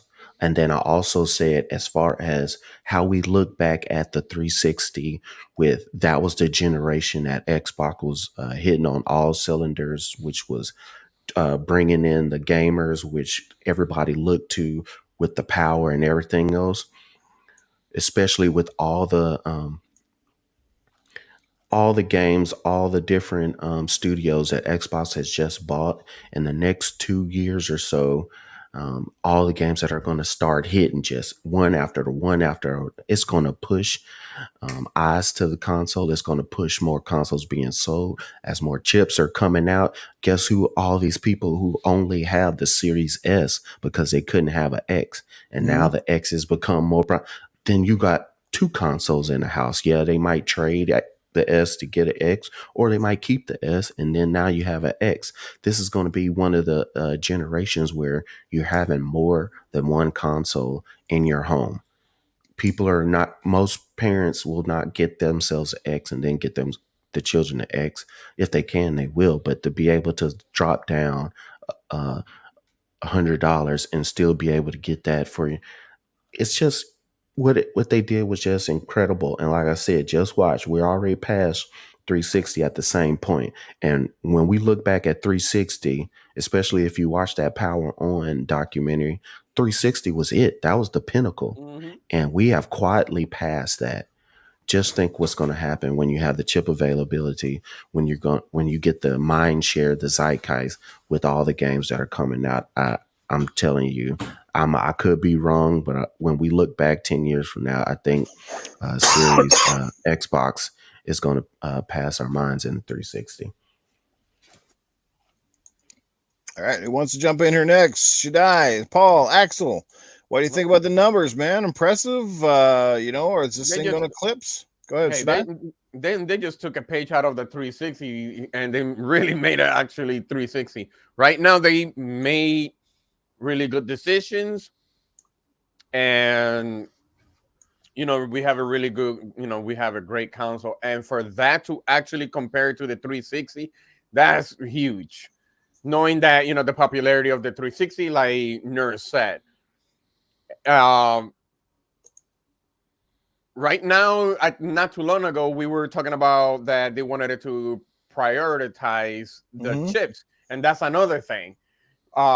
Just making good decisions, making good investments, and I just hope for them to continue that and utilize all the studios, go full blast, and we're gonna see it more than we're gonna see. I will not be surprised that the Xbox Series X will surpass the lifetime of the 360, maybe higher. Mm-hmm. And that's a really huge feat, so they did great. They did great.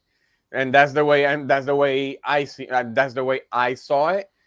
They just made a really good decision, a great hardware, great marketing. So they just turned it around. That's the way I saw it. That's a huge gamble, though, eh? Like the whole two SKUs, two different consoles, essentially. No, that's another thing, because it was new waters for them to decide something like that, because that never happened before. Usually we had to wait, another round for a slim one. Now this is the time that decided to, for the first time ever in the industry, let's just they technically don't even need to have to make a slim one now, because the Series S is pretty damn small. Exactly. So this is the first time that they released two SKUs. And probably because you're like, it was a waste of time, but let's go for this one.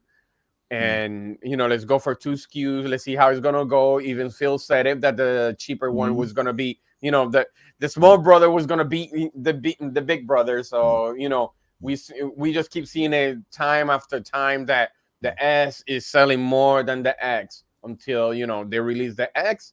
That's when they're gonna start selling do you think there's a chance that perhaps when production woes are over and Microsoft, starts to see a little bit more revenue per console, that there's the S may get a slight bump to its solid state hard drive? I will actually see that. I'll see a really huge bump once they start going at full. They decide, well, let's say everything winds down, go back to normal and all that. We will see a huge bump now, because this time frame that we're seeing right now, that's more like, okay, let's test the waters. But now they just see it right now, like, okay, the smaller one is selling. Now let's go for the full blast. Let's see what's gonna happen now that we have the availability of the Series S and the X. And that's when everything is gonna go, it's gonna go crazy, because now you just change people perspective right now. That's why it happened. great games, a great service, a great console. Now that we're going full blast, we have the chips. Now we're gonna go full blast, and they're gonna sell more. Now the narrative that it was before, it just changed completely right now. No, I think the S is always going to outsell the X. No, exactly. Just on a financial standpoint, the S will always outsell the X. Yeah. Because one thing we have to remember, and these numbers are great, but the hill I'm gonna die on is console sales are important, but they're not as important in the bigger picture now as they were 12 years ago. Because they're going more toward the mobile market, toward the portable market. That's one of the reasons the S is probably going to sell more too, especially in the Asian markets, because they like smaller.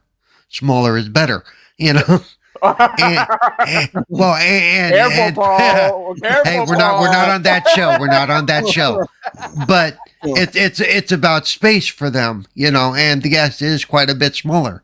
And even though it gets harped on for its quote limited technology as far as graphics go, a lot of people don't care. You know, all this crap I always see, but the S is for people who are broke, or the S is for people who don't know. No, the S is a damn good machine.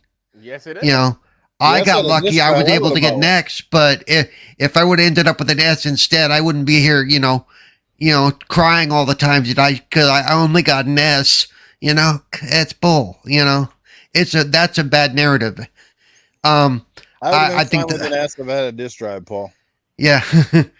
Yep. I think that's you though. You know, no disk drive, no buy it, not for Newf. You know, and I get that, and yes, I do think it would be nice because they did it with the HD DVD. If they gave you the option at some point for an external add-on, you know, yeah, it may cost you another $100, but you know that's on you.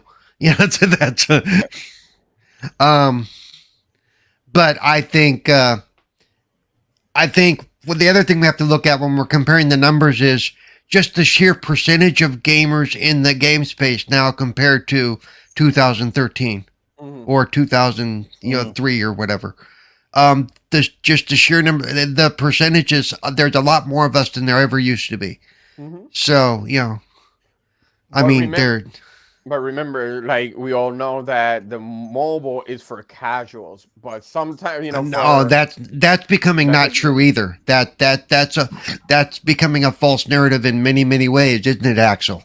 But the way I see it is okay. For example, if I play Call of Duty mobile, that will drain my battery hard. So sometimes it's called a charger. Yeah, people play with the charging. Yes, that is actually true. You know, and you know what's gonna happen? It's gonna mess up your. After time, it's gonna mess up your battery. So what? I don't care. That's not how that works.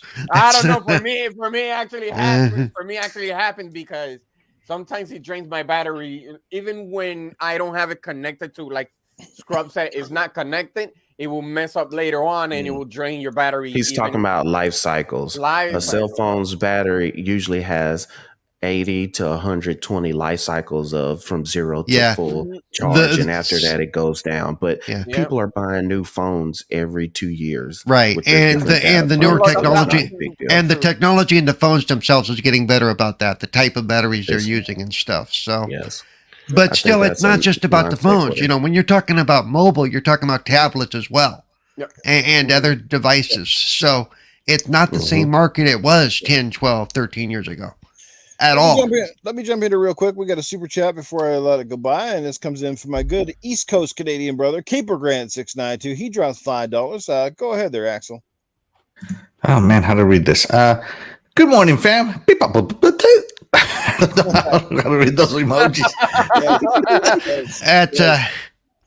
Hang loose and stick your tongue out and game on, quick and drink some more. Something like that. All right. That's right. Thanks, Caper. Good to see you in the chat, brother. I think that's a good point what you're saying, Paul, though, too. Even with all the mobile and all the various other ways you can play, that the consoles are still selling this well. So well, and to be fair, part of it is availability of the consoles. We know PS5 is having a lot more issues getting their consoles out to the public. A lot more, you know. Mm-hmm. So that plays into it too. This isn't necessarily an apples versus apples comparison to what happened with the 360. You know. Real quick, Matt in the chat goes, Paul needs a refresh. Yes, whatever. All right. Axel, I can see you've been on standby with a little thing to share with us. So let's bring that up to the screen here. Yeah, this is just the chart of the lifetime sales. I know the PS3 is on here, but I'm ignoring that for now. We're looking at between the Xbox. We're in year 2, so this would be year 2 here. Xbox has sold roughly 14 million units, so it's right on there where the 360 was in in its second year. Yeah. So it needs to really keep that momentum up. And remember, back in these days, Xbox was winning NPD for what, 6 years in a row or something like that. Yeah, it was more. Remember, that cycle was 10.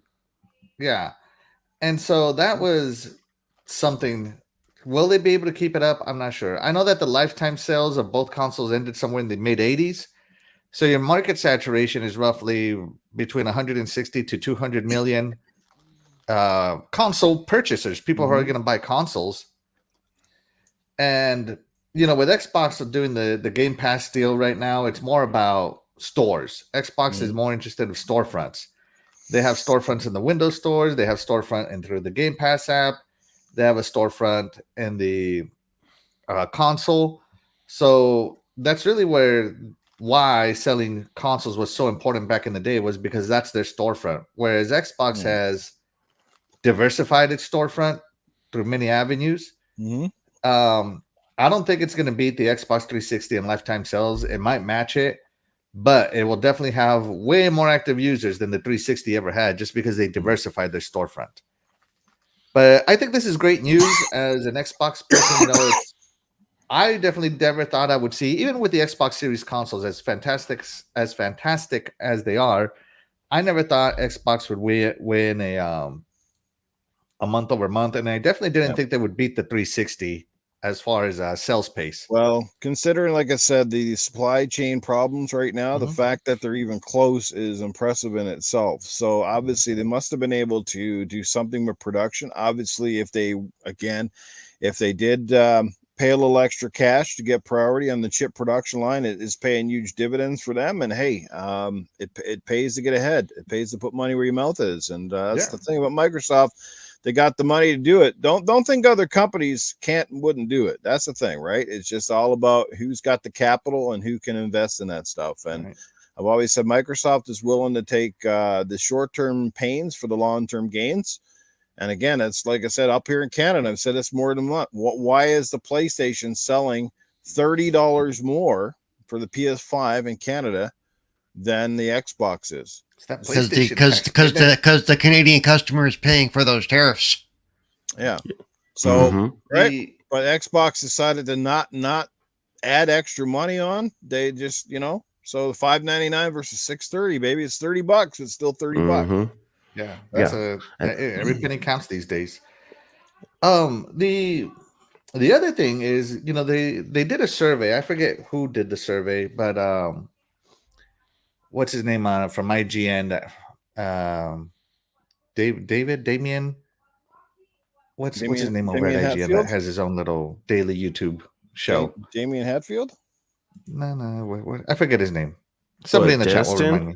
Dustin, there we go. Yeah, Dustin. Dustin Legary. Yeah. Dustin Legary said that there was a survey that was made that said that once Call of Duty and this Activision deal closes up and it's available on Game Pass, that these other console gamers would come over to Game Pass. 40%. And who said that? Who said that would happen? Who said that would happen? This guy. Dustin did, obviously. Dustin. I said it would happen. way before I said it. I said it would happen. I'm just saying. Yeah. So, you know, I think the big differentiator here is Game Pass. Like, it's such a good deal, you can't ignore it regardless of anything. Remember, like, Xbox is winning one February, it's winning one March, it's winning April, and all of this is without a first party release. It's doing that on the strength of Game Pass alone. So when people are saying that, oh, you know, Game Pass is a never has, or, you know, they want to ignore that they're lying. They're lying. Game Pass is not something you can ignore. It is a monster these days, and people always go where they can play the most games get their bang for the buck. And that day and date, the fact that MLB The Show day and date, all these indie games day and date. Sometimes you get big party deals day and date, and of course all of Xbox first party. That is a big deal. Yep. Still blowing my mind seeing MLB The Show on Xbox and even now the Switch. It's still like, you know what I mean? Like, wow, it's kind of crazy. And kudos to PlayStation for not, basically shafting the other console gamers on the experience. So they didn't have a choice. They're making they didn't have a choice. Yeah, I was about to say that. They were going to lose that IP if they didn't do it. So that's man. You got to meet contractual obligations, and kudos to them for doing it. You know what they didn't lose money because now they're making more money than ever before. Right. Yeah, but if they didn't do it, they would at least get some of the money versus none of the money. So it was a good move by them. It was a money move, and I'm glad they did it. They twisted their wrist and But I will say something though too. Before I do go on this point, you have to look at the 360 era, what we were looking at. Gaming is more mainstream than it ever was now. It wasn't, you're just a kid sitting in the basement, a la South Park, Mom, give me more cheesy poofs. But you have to look at it now. The pandemic did two things. Yes, it made a shortage for everything, but it made a whole lot more gamers that wasn't gamers. You got to think of all the retro consoles that were bought, or just the consoles that were available that were bought just because people were sitting at home and didn't have anything to do other than watching that and daytime stories. So for them to be able to get this, see what gaming is, enjoy it, and now you're going to push people further on down the road. And when I'm not talking about just new gamer, I'm not talking about the children. I'm talking about grown adults that never picked up are now console or PC or whatever gamers. Also, you got to think of the fact too, yes, there was a lot of people working, but when you get the stimulus checks that came in, people bought. Every time stimulus checks came in, console sales shot up as well. People might had that extra money that they didn't have the money to buy consoles. So now you have gotten people into this ecosystem. Yes, when you go to the next one, hey, we got another console, boom, you're moving to the next one. You're just building. You're just building fans, and you're building people into your ecosystem. The pandemic did that on both sides. You know what's funny? It's going to be interesting to watch how that gaming bubble, what happens to it after we're out of the pandemic. How many of those people are going to continue to be gamers, or how many people are going to get busy again? You're seeing it with pandemic Netflix.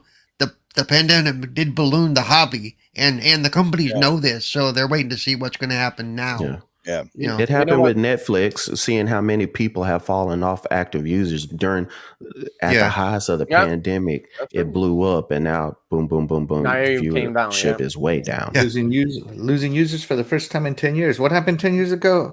A little bit past the housing crisis. Yeah. You know what's funny for some adults that they thought that the gaming was for little kids? Look at them now. much I'm like never growing up. Much like the Sega game we talked about earlier in the show, Netflix overvalues their content, and they're starting to think people are dumbasses, and they're like this price every increase now, like every 6 months it seems, is starting to get a bit much. So people are getting wise, like, yeah, your deal is not as good as it used to be. I mean, back when you were charging $8, you were giving people American-made blockbuster movies.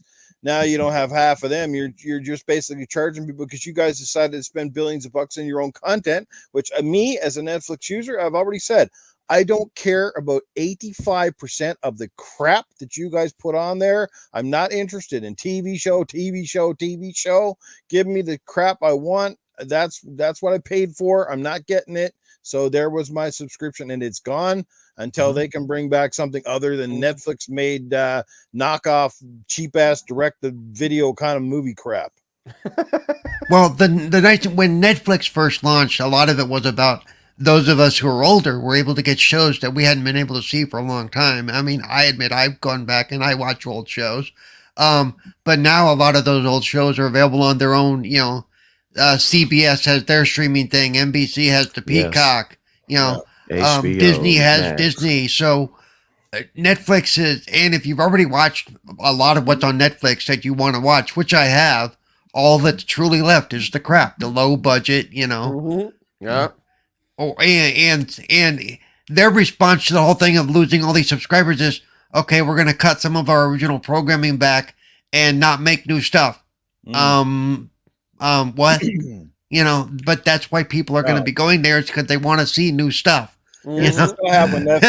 They're gonna come up with a true tiered system. So I think they're gonna have your cheap system that's gonna have ads, and then they're gonna have their regular tiers with your HD, your super HD, blah blah blah. And I think eventually they're, like I said, they're gonna crack down on the password sharing. So no longer you're gonna be able to give your codes and crap to 5 of your friends, and they're watching your Netflix account, because we know that's happening. People are sharing that all over the place. And lastly, they're gonna come out with a way to clamp down on the people that basically drop the service and redo it every time their season show comes out. They're gonna cut it down. They're gonna basically, that's what I would do, as I basically give you two options to opt in or opt out. Like, after your third cancellation, you can't get the service anymore. It just ain't happening. They'll never do that because they would lose money. I mean, even if it's 1 month out of the year, that's still money in their pocket. Well, they'll charge a cancellation fee, much like cable companies charge, to cancel before your contract. Oh, the early fee thing? Yeah, so it'd be like, well, you're going to pay an extra $5 on your account for a cancel. Well, the only way they do that is if they make the Netflix contract not month to month. If they're going to find a way around it. Don't worry. They're going to figure something out. The reason all this happened is because they're trying to make sure that their fiduciary people to their stockholders and their stock price.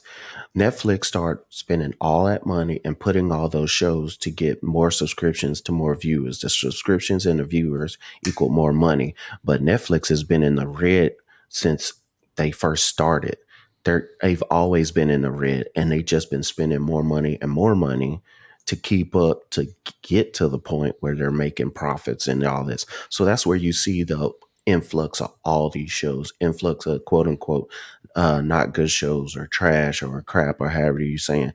The only thing that's really hurting them now is because, all right, now people have all these other streaming options. Folks are walking away. So yeah, now they are cutting a lot of original because they see they can't keep spending that money.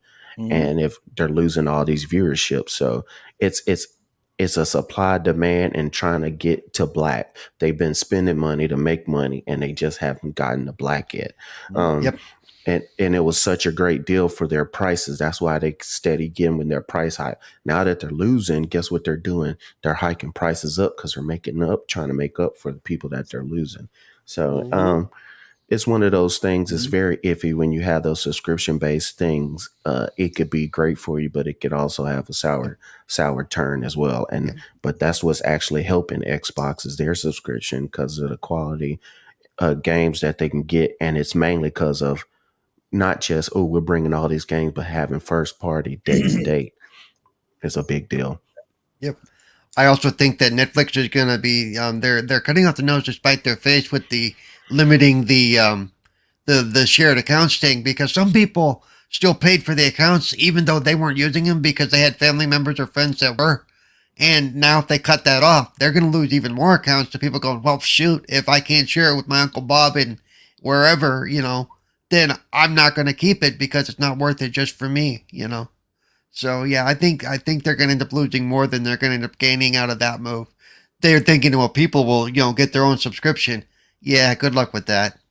Because people are cheap. Well, this is where some of those deals we don't think much about it, but they come back to haunt everybody in the future. And this is, I guess, another reason too. When you look at deals like Microsoft acquiring Activision stuff, there's a lot more to it than meets the eye, because obviously a few years ago when Disney bought Marvel and then they bought Fox, nobody really thought a whole lot about it at the time.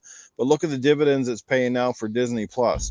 Disney Plus is almost now single-handedly destroying its streaming competition. Everybody that I know has Disney Plus now, and most people buy it because guess what? The Marvel properties are absolutely massive right now. And they have enough collateral. They have enough studios to create their own original content. And they also have, like I said, the money to bring in the blockbusters.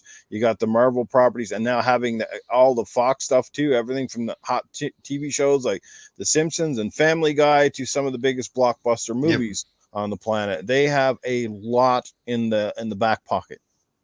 Yep. And nobody talks about it, but Hulu may be in the same boat as Netflix at some point. Even though Hulu is backed by ABC, they are, they're losing a lot of their streaming stuff too because of all these different, carte blanche services that are opening up. They've lost a lot of their content as well over the last few years. Yeah. So, it's going to be interesting to watch. So that's kind of sidetracked off into something else, but we always do. Yeah. Consoles sales. There you go. Yeah, how about those console sales, Netflix? But we're all happy. Like I said, we're all pretty happy, and certainly, big shout out to the brass of Microsoft for sticking with it through some tough times, and again, giving people phenomenal value, phenomenal console. And like I said, the best deal in gaming right now. If you're not on Xbox for that alone, I don't know what you're doing. There's no question about it. We all know, like I said, my thing on Game Pass, but I've never once said I don't think it's not the best damn value, not only in just gaming, but perhaps almost in entertainment. There's no way around it. You're getting bang for the buck. There's something you will definitely play. And if you're a big blockbuster games fan, you've already gotten your money's worth 10 times over. Because, some of the biggest games that came out this year were on Game Pass. If not in day one, they were there within the first couple of months. People have saved themselves a ton of money, but people have also been investing a ton of money back because they have been able to save in one place. They spend it in another. That's how it goes. You save $20 off of one game. Well, guess what? That's $20. You end up now probably going back and buying a game digitally that was on the sale, or a game that maybe left Game Pass and now you decided to invest in it. So it's kind of a win-win scenario. Anybody who can pace it as anything but, I don't know. It's just obviously got to be too far into the fanboy rabbit hole that they're never coming back. Yes. All right, Scrub, you got to get out of here, brother. Yes, it's that time again. Top of the hour. I appreciate the chat and everything for y'all coming out. I do want to say I appreciate you, Newf. I was a person in the chat of different podcasts, just sitting there while I'm at work or at home, just typing in the chat box. And then Newf hits me up and goes, "Hey, you want to be a part of the show?" And I never thought that would happen, but it was always something that I was interested in doing. So here we are now. I definitely appreciate it. I've been able to be on different panels, different podcasts during the last year or so. And I'm eternally grateful for that. We will try our best to do what we need to do to keep going and have the same fan base and the same fire that we can do. But we're always going to be grateful for you, Newf. And whatever you're doing, I applaud you. Sometimes you need a break. Sometimes you need to refocus. Sometimes you just need to kick your feet up for a second. So that's all good. So it happens with everybody. You always need to take a break. There always needs to be time of reflection.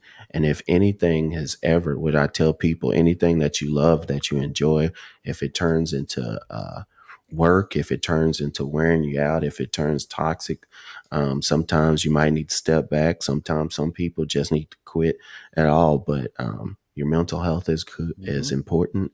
Your time with your family and your friends are important, and maintaining your health is important. So I appreciate you, Newf, and I appreciate the panel. Been loving it. Hanging out with you all on Sunday mornings and the chat. Yes, after the pandemic kind of loosened up, now I'm working and busy on Sundays, but I'm glad to have at least the 2 hours that I am here with all of you, and definitely love to do it again. So you all have a great day. Enjoy the rest of your Sunday, Monday's coming up, so get all the fun you can before we're back to this work week. Absolutely, brother. Mm-hmm. Well, let me just say, All right. Scrub, yeah, you've came a long way since your first appearance on Gaming After Dark. You became obviously a panel member here, a panel member now on Gaming Beyond the Box. You've been a guest on many of the big podcasts out there. You've obviously made a name for yourself, and I'm very happy for you, brother. You've done great. Like I said, you articulate very well, very smart, intelligent, and you've definitely become a positive beacon in the community and are loved by many. So thank you for being a part of my journey. Like I said, it's not over. It's just on hiatus. And again, I appreciate everything that you brought to this show, continue to bring to the show, and I wish you all the best, my friend. I think you're muted. Yeah, he's muted. I was cursing you out at the time. That's why. But no, we definitely had the DMs. We're gonna see you in the Twitterverse, so you always know how to get in touch with me. So there's no problem. We still got that. So y'all have a great Sunday. I gotta head out, so I'll check you guys later. Y'all too. Okay. Hi, Scrub. Thanks again, Scrub. All right, take it easy, nurse. All of his information, as his Coolcat Terri's and the rest of the panel here, can be found in the YouTube description below. So make sure you go follow all these people and show them your love and support moving forward. Any further to say on the topic, or shall we perhaps do the draw, the giveaway, courtesy of our good friend Assassin Lupa? What do you think, guys? Yeah, I think I've said what I've said. Yep, I said what I too. said, and I stand by it. Hey, the amazing Princess Zelda is now in the chat. Welcome, Princess Zelda. Good morning to you, or good afternoon. Thanks for being here. Good to see you. Eternal Shaddai back in the slammer. Yeah, I saw that. Jago Kukin says if it feels like a job, then it's time to stop. I will definitely correct that. That is certainly not the case here. It's never felt like a job, and it still doesn't. I've said I made it perfectly clear about a month ago when I did the videos to my reasons as to kind of why I was backing away. I don't want to sit here for half an hour and go through. And it's literally about 100 different reasons, right? I know some people don't understand them. Some people you can't believe it's, that I'm packing it in for a while. But like I said, I'm not done. I plan to come back. Hopefully I'll come back bigger and better or whatever. Mm-hmm. But just need a change of pace. Got a lot of stuff to do in my life. Got a lot of catching up on things to do, and just want to make the most of it, man. And at the end of the day, podcasting and streaming and stuff it becomes a time slot. It does become a commitment. It's not a job, but it is a commitment. And it takes, and I don't know, for channels to grow and our own brands to grow, we have to be consistent. If you're not consistent, you might as well stop, because I can tell you, even when you take a couple of weeks away from this stuff, you see your viewership drop, lots of little things like that. So you have to be consistent, and you have to stick with it through a long stretch, a long period. And I tell everybody that's starting, anybody that's got channels less than 1,000, the first 1,000 is the biggest grind. I'm not kidding. Trying to get to that first 1,000, it's freaking work. It took me forever, and a lot of that helped with doing videos on the side. And once you start making appearances, yes, on some bigger channels that have a little bit more clout, you do tend to pick up a few followers, and the trend continues. So you have to stick with it. Don't give up on yourself. Don't sell yourself short, because like I said, unfortunately, and I've said this before, it's sad that a lot of the YouTube community that seems to be having more success tend to approach it from a console fanboy perspective, like to do the clickbait stuff, like to draw people in, and really don't offer anything any more than just starting crap. And if you look at the chats, and this is one thing I'm very proud of from both shows, even though Gaming After Dark gets a little more flack than this show, is the fact that the both of my chats and the people that come out are absolutely fantastic people. I mean, the moderators almost sit back and kick their feet up. They've hardly ever got a ban anyone or put anyone in their place. I've rarely ever seen any of the racy kind of bullshit in here and everything else. So you get the little bit of console fanboy stuff at times. Even our good buddy, a failed pyromancer, was in here earlier. He likes to take the jab off and on, but you know what? He means well, and I don't take him seriously. All that sort of stuff. He might still be here. So fail if you're here, brother. I know you mean well, and sometimes you have some great stuff to say as well. So you got to take the good with the bad. all that sort of stuff. And the good old porn bots, says Dizzy Delta. Yes, you gotta love them always popping up. It seems I haven't seen one today, but I shouldn't have said anything because I'll probably start popping up now. So that, you know what I mean? So like that's a huge thing, man. The chat, I can't say enough about you. You're absolutely amazing. There are people here who have been here since day one. 46 episodes later, they're still here and will continue to be here after I have turned off the cams. So yeah, there you go. Jago's never had to ban anyone. That's a pretty damn good sign. So let's do the giveaway. So it's time to bring up the wheel of names. I think I have, well, actually got to add one more here. Wouldn't be fair not to put them in, even if they don't want the code. So, all right. I think I've got everyone now. Let me just double check here real quick. And let's bring up the wheel of names. And here we go. Hope you guys can see it up on the screen here right now. I will maximize it in a second. Let me scroll back through the chat here real quick. I do believe I have got everyone. No, I actually missed one here. It's Tyrone Israel. I'm going to add your name onto the board here, sir.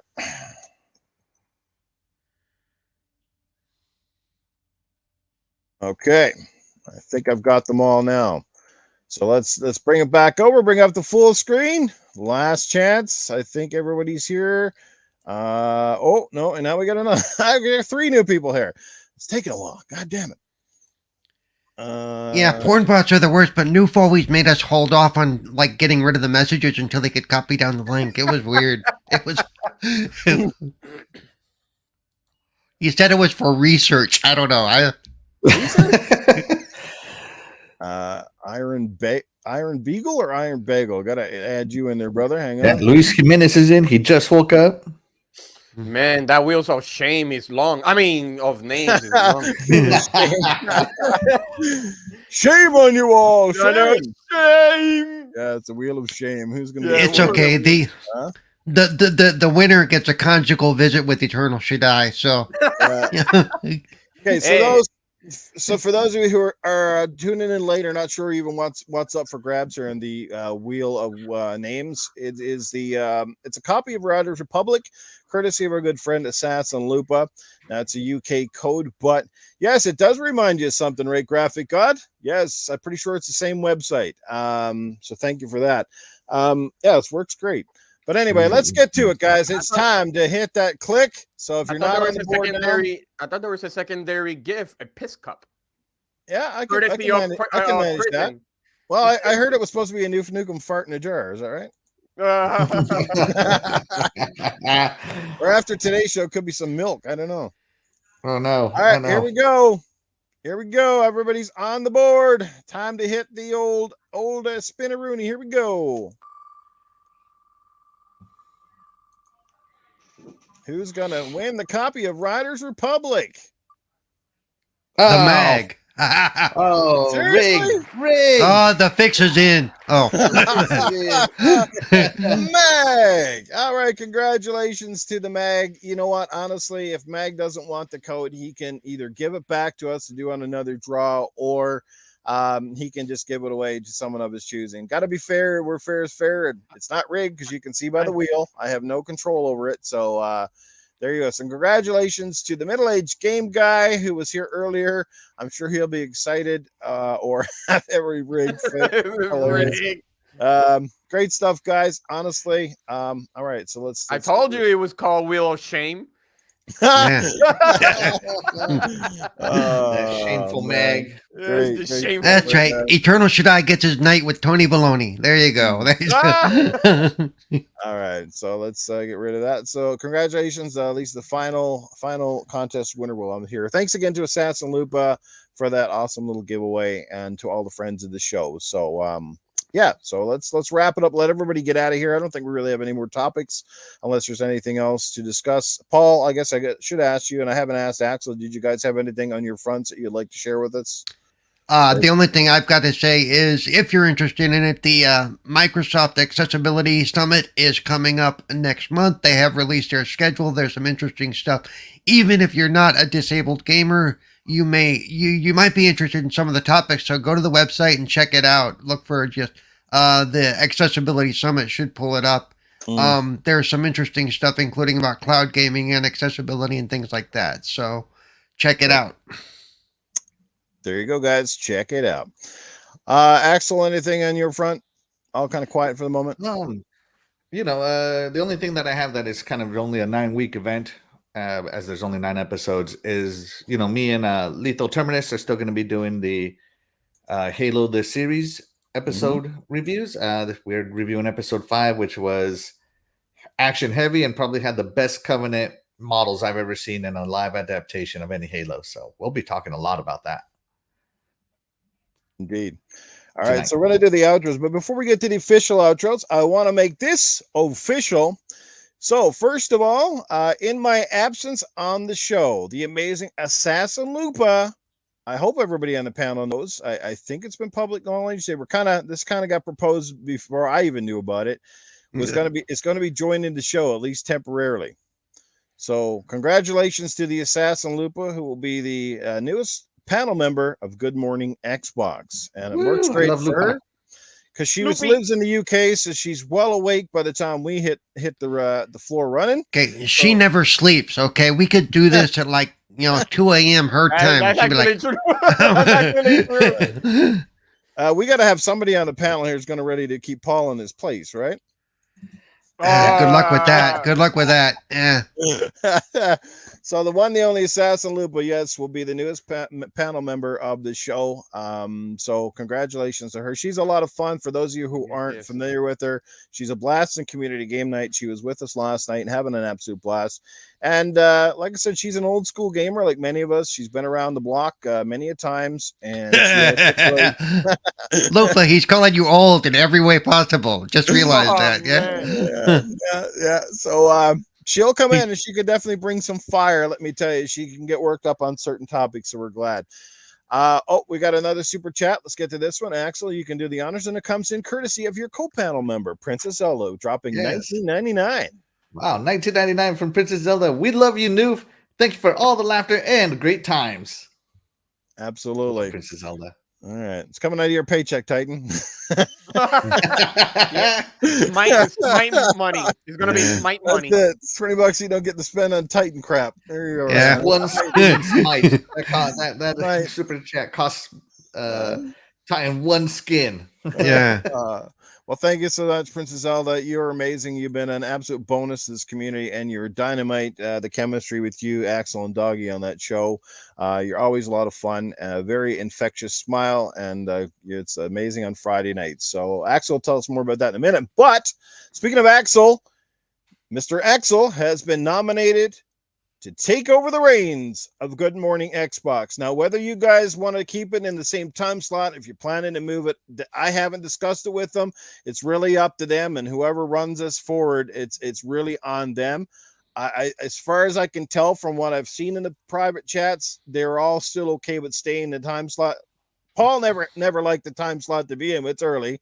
No, my whole thing is we can stay in this time slot, but I'm not going to be the host because I don't want to have to deal with all the prep crap and all that stuff. I got too many other things going on.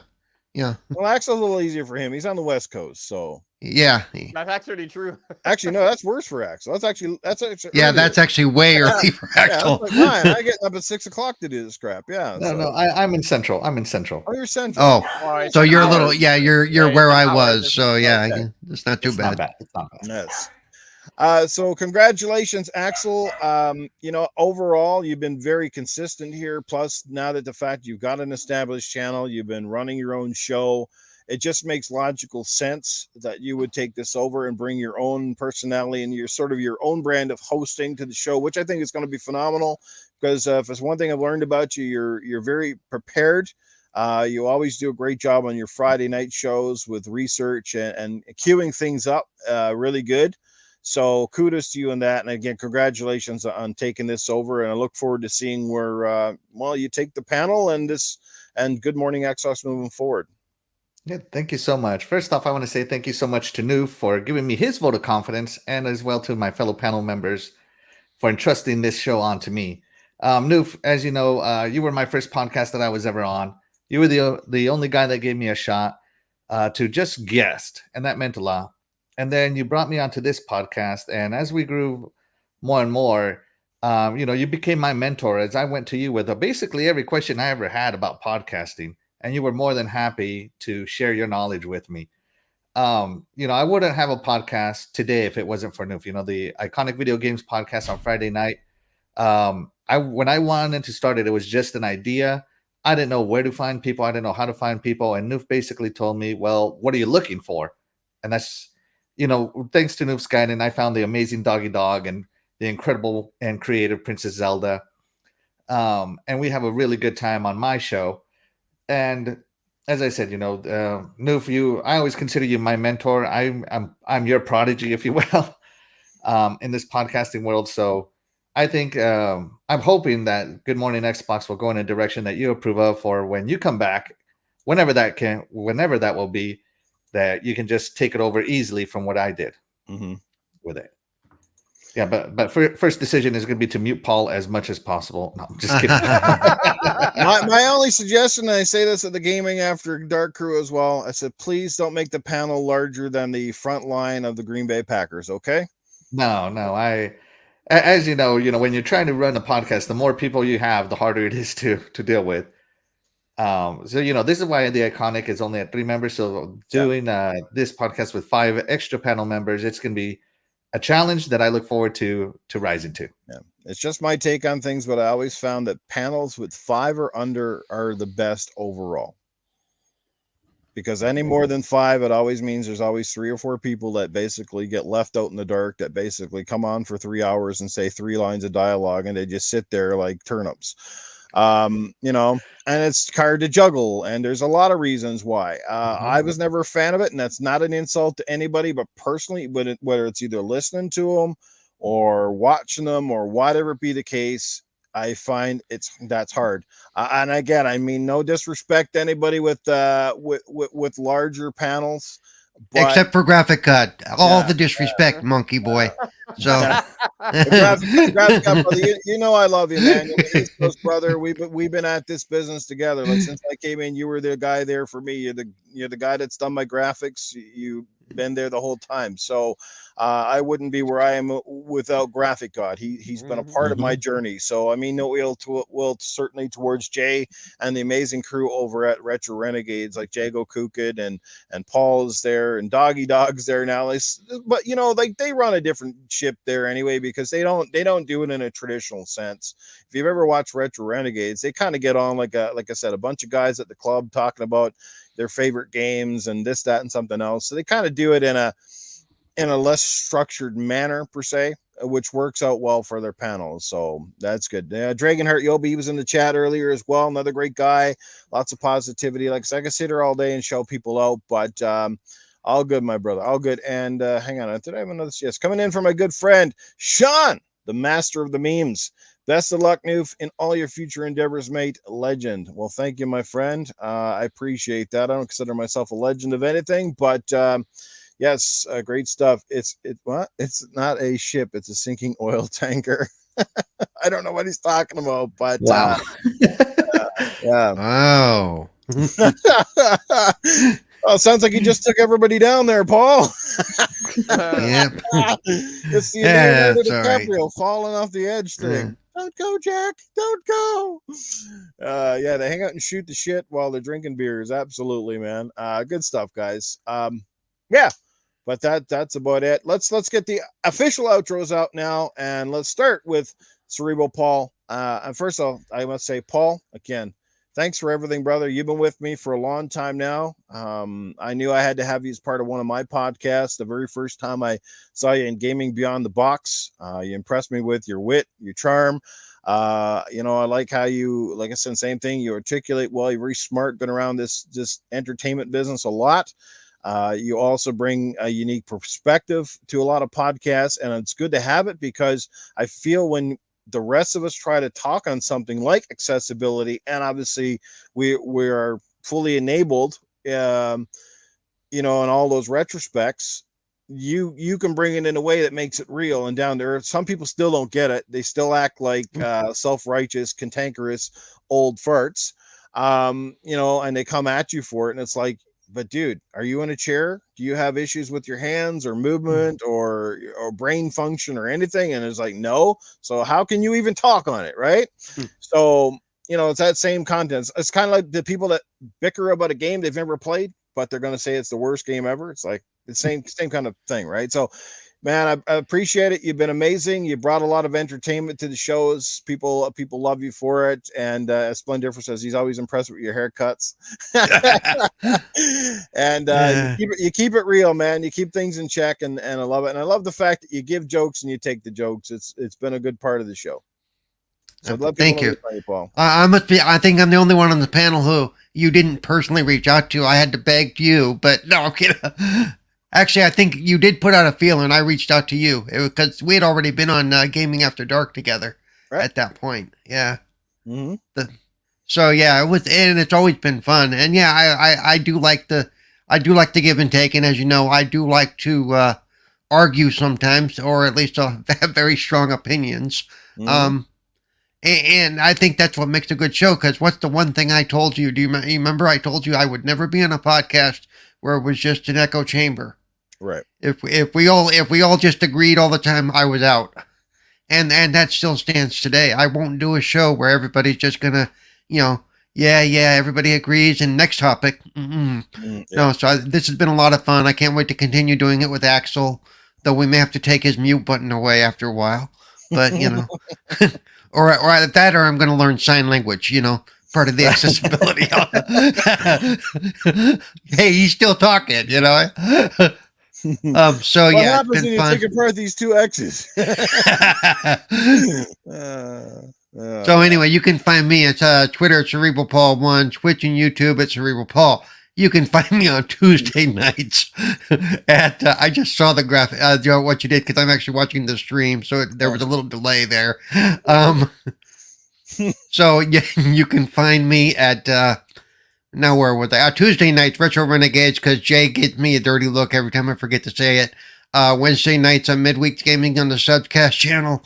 Thursdays, 4GQ TV. Friday and Saturday, sometimes with Community Game Night, depending on what they're playing, I will be around. And of course, here, or actually somewhere, Sunday mornings.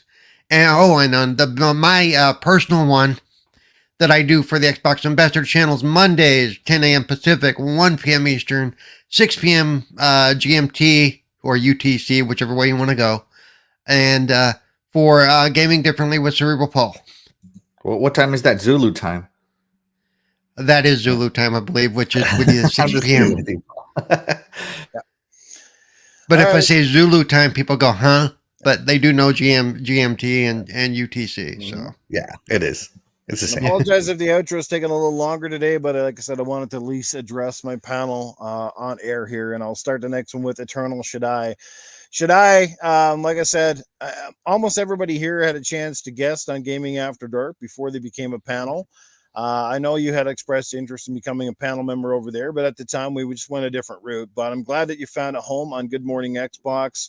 Again, we love your positivity, your sense of humor. I mean, the fact that you played into this whole jail thing for so long, ever since, you're the one who came up with that idea, which I have to agree on. Actually, it does look like a jail, so I started laughing about it. If it goes back to the early episodes, for those who are not acquainted, Shaddai he had this interesting camera angle, and he was really like in this dark, dingy, like it was really gray and monotone. And we kept saying, man, you look like you're just in the jail over here, like you're in the jail. It was dungeon and stuff, and we made jokes almost every week, so literally came a running joke, and he decided to play into it, and that's a Cell Block 22, and there he is with his inmate shirt on. It's hilarious. But should I like say you brought a lot of positivity, like I said, and again, I love the diversity on the panel as well. You can bring in the Hispanic side of things and the culture and your take on stuff as well, and like again, a super Xbox fan, got all the swag. And you're just a great guy. You're just a down-to-earth, great guy, fun to have on podcasts, and a great guy, especially to go play games with. So thanks for being part of the amazing journey, my friend, and I wish you much success moving forward with your channel, whatever content you want to bring, and most importantly, hanging out with these other handsome chaps as they continue the show. No problem. Thank you. Man, what can I say? I remember when I started with you, we're talking about January 20th, 2020 with Wilmy Hood. So that was my first. Actually, you're the one who gave me pretty much. You opened the door like, hey, you want to jump in? Gaming After Dark, go right ahead. But the funny part was that when I did that, I was still working, so I was doing podcasting while doing security job. So if anything happened, so I'm like, whatever. Dedication. Yeah, Notice he says when he was working. Apparently, he lost that security job probably because he was podcasting. Yeah. This is why he's in jail now. Exactly. I'm like, that's the reason why I'm wearing this. No, during those years, I was actually doing security before I switched my job. But there were times that there were, how can I say, like downtime, and I'm like, you know what? Let me give it a try with Newf, and Newf would just like, hey, you want to jump in? I'm like, hey, I don't have nothing to do. Go right ahead. I want to kill time before I want to go home. And he actually gave me the opportunity for that. And I remember that he posted that he wanted it to open Good Morning Xbox, and he was looking for a panel member, and I DM'd him. Not for nothing, but on my mind, a person like Newf, knowing that he got the first thing that comes to mind, I'm like, he got a lot of connections. And for people that have a lot of connections, this is just me, my interpretation. I'm like, he's not going to give me the opportunity, but it doesn't kill to ask anyways. So I actually did. And he was like, hey, are you, hey, if you're willing and have the time to do it Sundays, I'm like, majority of the time, I'm like, Sundays are my days off. So I can do it. Like, hey, if you're willing, I'm happy to have you. And I wanted something that is, diverse.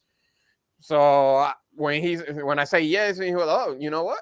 Good, until I get everything ironed out with the panel members. And I'm like, can't believe he actually gave me an opportunity. So the first thing that I say in everything, I really like to thank Newf for the opportunity. And I say this to everybody. I even said it to Newf. I'm like, I don't know anything about technology. I'm not a technology-centric person. I don't go into deep like a lot of people does it, especially including in the industry like we did earlier. But when he gave me the opportunity, now I learn from each and one of you, like as time passes. I'm like, oh, I can't believe he actually said that. Something that Paul said, sometimes it's not fun when a lot of people agrees with everything, like, oh, this is too boring. Sometimes, like myself, I have to agree. Like I say, everybody does that, but sometimes I agree because I'm like, you know what? I never thought of that. It's true, and I don't want to be a broken record. Sometimes I do that because I'm like, well, I don't know if a person heard it or anything, but I just learned. I just learned from everybody. The panel member is awesome. But first of all, Newf, thank you. I appreciate it for the opportunity, man. And especially on gaming, like you said, it gets down the wire. We're having fun and not too long. I remember not too long ago that we were talking for some reason we were talking about games. All of the time we're talking about farts. I don't know how that happened. But we were having a because blast. We're on a podcast with Newf, and farts always come up. No, it was new, back from the dead. It was a lot of people. It was a lot of people, and it was fun. It was really, really fun. But thank you, Newf. I do appreciate it. I learned a lot from you, and a lot from Axel and the whole panel. So I really thank you. I'm looking forward to it. Axel, let's go for it, bro. All right. And last but not least, going to get down to Axel 1324. Just before I do, I wanted to say GamersUnitedGuild.com. Shout out to the guys at the Guild. They were nice enough to extend the invitation to me a few weeks back. It's a couple of months ago. And I do extend my apologies to them because I know while it was super exciting for some of their members to invite me into the Guild, obviously it took them as a big surprise that I was basically leaving. At that time, I hadn't really decided that I was going to do this, but I have. So unfortunately, like I said, it's just really bad timing and it's unfortunate. So I do want to shout out to all those guys, especially my brother Mike Mullis, he's been a phenomenal friend and a fan, of course, of the content I put out. So a big shout out to him and the guys at the Guild, like I said, for having me along. So Gamers United Guild has all these channels, like I said, in there. So I know they put in the work and doing the intro stuff. So if you're kind of stumbling and like, where are all these channels? Where do I find them? Simply put, if you go to gamersunitedguild.com, so I left it up on the screen, add that to your favorites on your thing. You can find Axel's show and everybody else that's a part of that guild. They're on there, and it's just one-stop shop where you don't have to be like, what's this channel again? Where do I find them? What's the time? It's all there. Paul's in there. All those shows are all in there, guys. So just go check them out there. And shout out to Graphic God. If you still like the Newf, still want to support Newf, one of the great ways that will certainly bring a smile to my face. It doesn't put money in my pocket, but it will help out Jay, and it will certainly put a big smile on my face. Go to redbubble.com, search for Newf Nukem, and you can get t-shirts of Newf, or you can get the Gaming After Dark. I don't think the Good Morning Xbox one's in there, but Jay can always add that. But you can get Gaming After Dark shirts or the Newf Nukem stuff. And like I said, did you get the fart in the jar added in there? Oh my God. Oh, Jay's gonna come up with something now. I can see it right now. Fart in the jar. Yeah, fart in the jar. Oh my God. Did you guys ever see the show? What was it? Meet the Goldbergs or something like that on ABC? Yep. Yeah, I love it. Where they did like, oh, each fart is bottled by a third generation partisan from Pueblo, Colorado. Pueblo, Colorado is where I grew up. Sorry, yep. all the TV ads always had that Pueblo, Colorado telephone number and mailing address. All of them. So pretty much that city is called Fart City then. Colorado. No, it's not called Fart City. But I just thought it was hilarious that Pueblo, Colorado got brought up. Like even South Park, whenever they put in different cities in Colorado, Pueblo's always like the butt of the jokes. Doggy Dog's like, I'll pre-order the new fart in jar. Honest to God, I could see Doggy Dog buying the fart in the jar and doing an unboxing. You know what? No, now that we're talking about this, it reminds me when what's the name of the second game of South Park? The Fractured Butthole? Fractured Butthole, yeah. Remember when Ubisoft created that? Like, oh, you want to smell how the fart smells in the game? And they created this little container. I don't know if you guys remember that. No, the April Fool's ad, yes. No, that was actually a product. Was it? Oh my God. It was actually a product.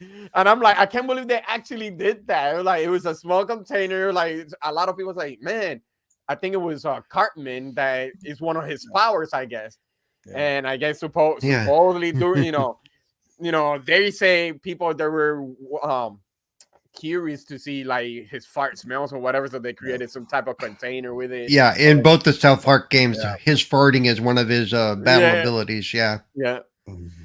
John, it would go perfect in his arcade room because if you opened it up, it would smell like most of the arcades we all spent time in.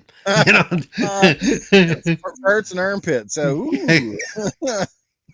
and people that haven't washed their ass. All right. And getting over to last but not least, yes, the one, the only Axel 13.4, the new host of Good Morning Xbox. You'll definitely want to let people know where they can find your channel. As a matter of fact, you've already got a few new subs that were here today, Axel. So good stuff. And what can I say, Axel, about you, brother? I had a good feeling you'd make an amazing panel member on this show, and you have certainly not disappointed. Like I said, you're certainly one of the most prepared, simple but complex, knowledgeable, big Halo fan, just huge Xbox guy. You, like I said, lots of positivity, rarely go toxic on anything, and like I said, not afraid to kind of say, no, I disagree with you, but at the same time, you always kept things level-headed and respectable. And, I know you're the one panel member, I'm sure, that did the eye rolls without the eyes rolling, but at times, but you've been a lot of fun on the show, man. I wish you nothing but the best. You're going to do great things for this Good Morning Xbox. Like I said, I'll leave it in your guys' hands. You guys will talk amongst yourself and figure out what works and what doesn't work. new things, old things, whatever. But I wish you all the best. You're gonna do a great job. You got a great following here now. Hopefully these people will come over and support your channel and check out the other shows you're doing. But keep people up on the loop. And again, thank you for everything, my brother. Okay. Again, thank you so much, Newf. Yeah, guys. So I am the host of the Iconic Video Games Podcast every Friday night at 8 p.m. You can find it over on my YouTube channel. Link is in the chat. I just finished putting it in there. Dreadpool. Axel 1324 is a toxic Forza 5 driver when he drives off the road. You mean when you slam me off the road, Dreadpool? Different story for a different day. But yeah, the Iconic Video Games Podcast. I'm also, like I said, doing reactions to the Halo TV series, as I am a Halo guy, in case it's not overly obvious over here. Yeah, you can find me on Twitter and on Xbox, Axel1324. Don't be afraid to send me a message if you see me playing. Sometimes I do feel like playing with people, and I don't feel bad to reach out. I will. Other times he likes playing with himself, but oh wait, you're wrong. That's right. Kilometer going with the mag route over there. And, he's 3.14, 159. Is that pi? Did you put pi on there, Kilo Milo? Yeah, what it is. And as always, Newf, thank you so much for all the opportunities you gave me. As I said, I would not be here if it were not for you. I am planning on keeping the show same day, same time, nothing different. So for all of you who are accustomed to Good Morning Xbox at 9 a.m. Eastern here, that's where it will continue. And yeah, I look forward to the show and hopefully having some nice discussions. Paul. So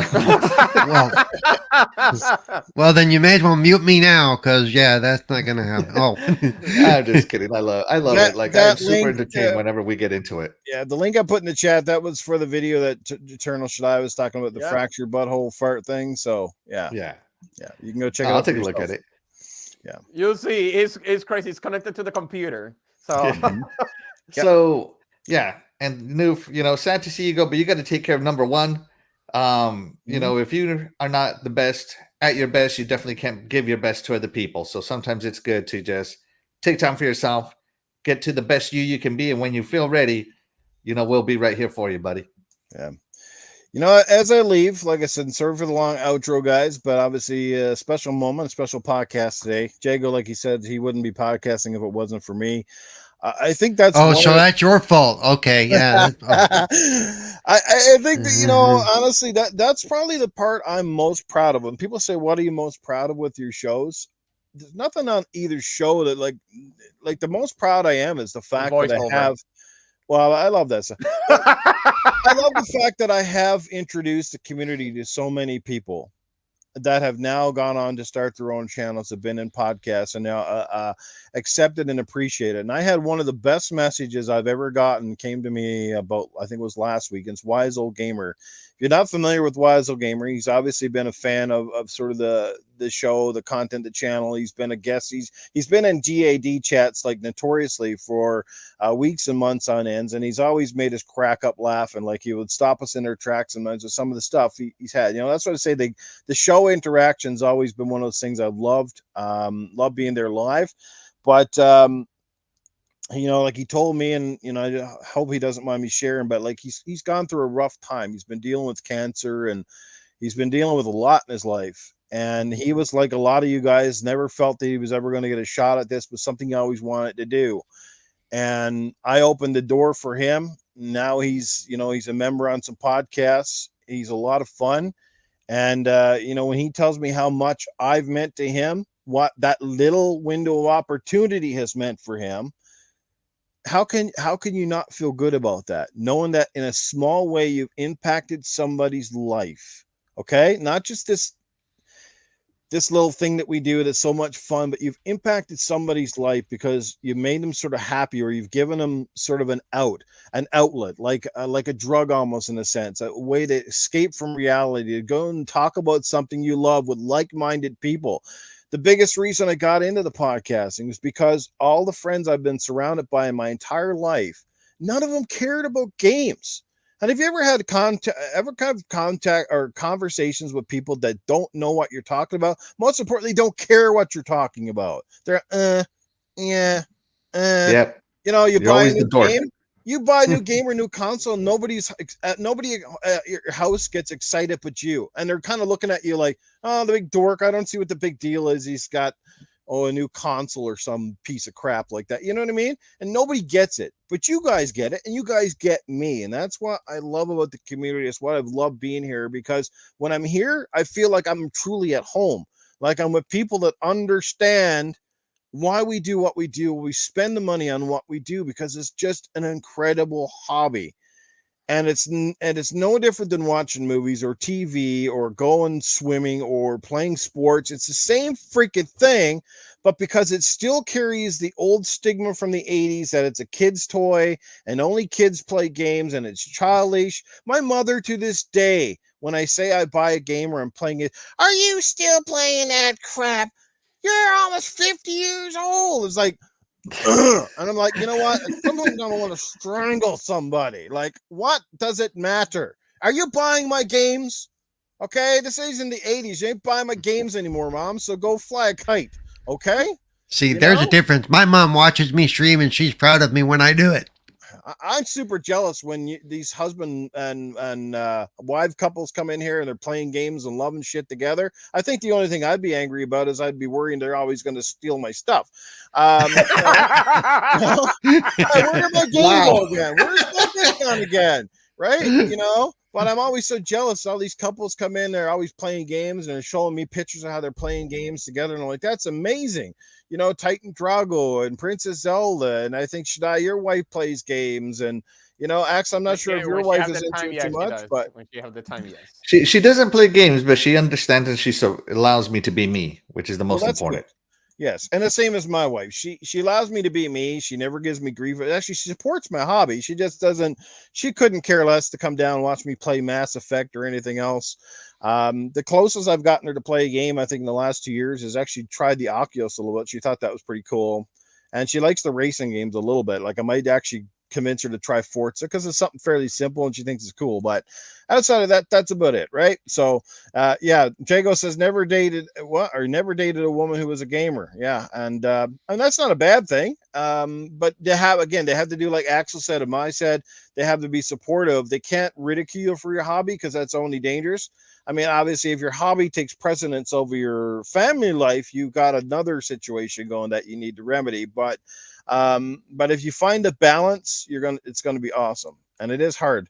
Well, Caper Grant says my wife's a big gamer too. They are hard to find. That is true. Unless you go on the internet maybe and snag one. But yeah. But anyway, I'm off on another tangent. I just want to say, like, you know, this is why I'm here. That's the kind of stuff that I'm proud of. I do love all the shows I've been a part of, all the podcasts I've been a part of, right down from my first one at Crossfire. To becoming a panel member, a voted panel member too, by the way. You guys got it easy. I just let you guys onto my show and you became panel. I had to get voted in after months. I got voted. If people don't remember the thing on Console Corner, I was a guest, and then they had me go up against other people live on the show to prove who had the better je ne sais quoi. And I kicked ass, apparently. What? I had nearly 60% of the end vote. I went up against guys like Phantom, and there was 4 or 5 other guys in the community I went up against and had to get voted on by the viewers. Yeah, back in my day. So that's how crazy stuff is. I had to get voted on a show, and for there it took a life of its own. You know, and it's too bad the Console Corner is not still around because they had a phenomenal thing going, but they all went their separate ways. Shout out to Lady Foxfire. Who is still around the community. She was she's such a sweetheart, you know. Hey, Newfie. You know, she always yeah, I was gonna put in my place there because they had a more of a PG style show, and of course I'd break out that humor and they'd be like, Newfie, you gotta keep it in check a little bit. But stop it. Yeah, that was good. And the Console Corner, you went into numerous other things. You know, showed it guys like I said, Jago and Invader and Foxy Proto and Primal E. We were on that one that we had the Game Dosage podcast. That was a great little podcast. We had something good going there. But Glitcher, again, that's where we talk about consistency. Glitcher had some stuff going on and could never decide if he was in, out. You know, I don't know how many times we actually go to start a show and the host was never there. That got to be a running joke. So, you know, yeah. Nobody puts Newfie in the corner, damn it. We got a few more super chats. Hang on real quick here. Everybody's trying to keep me around a little bit longer. Percolator coming in here. Axel, back on the mic, sir. $5. There we go. $5 from Percolator 9000. Take my money, Newf Nukem. I will, thank you. Thanks so much. All right. And who's this guy coming in with the $5? Shaddai, you're gonna have to read this. You can't read a super chat from the guy who put the super chat. There you go. Go ahead, Okay, Shaddai. this is from Axel 12324 whatever it is. See you around, Newf. You're amazing. Please use this money to buy some wet wipes and clean your house.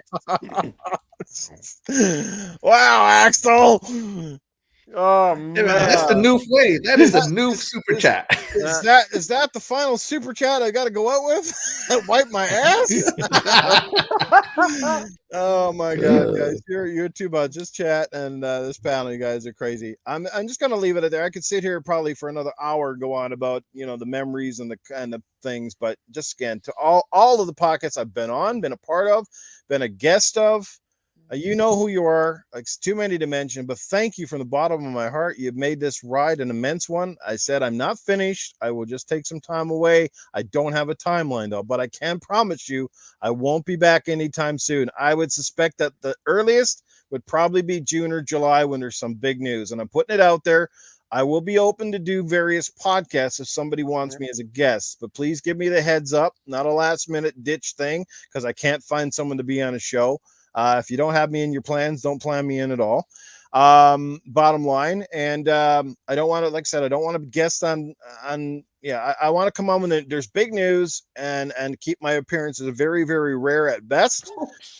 So like probably, like I said, Lord, rest in peace. That new my Lord Dreadpool. Yeah, Dreadpool crazy. Wow. Going all out there, Dreadpool. Man, somebody's going to give me a fork boy slap upside the head here in a second. Thank you, Lupa. Lupa, you've been one of the best. Actually, someone that's become a good friend of mine in the community. So thanks, Lupa, for all your support and your love and the great conversations and most unforgettable gaming experience I've had in the last few years is co-oping with you and It Takes Two. Beautiful ride, start to finish. A lot of laughs. Yes, the farts got them. That's what it is. I'm going to self-combust over here. But that's about it, guys. I'm going to wrap it up right here. Again, thanks to the panel, all the podcasts, all the chats. You guys are amazing.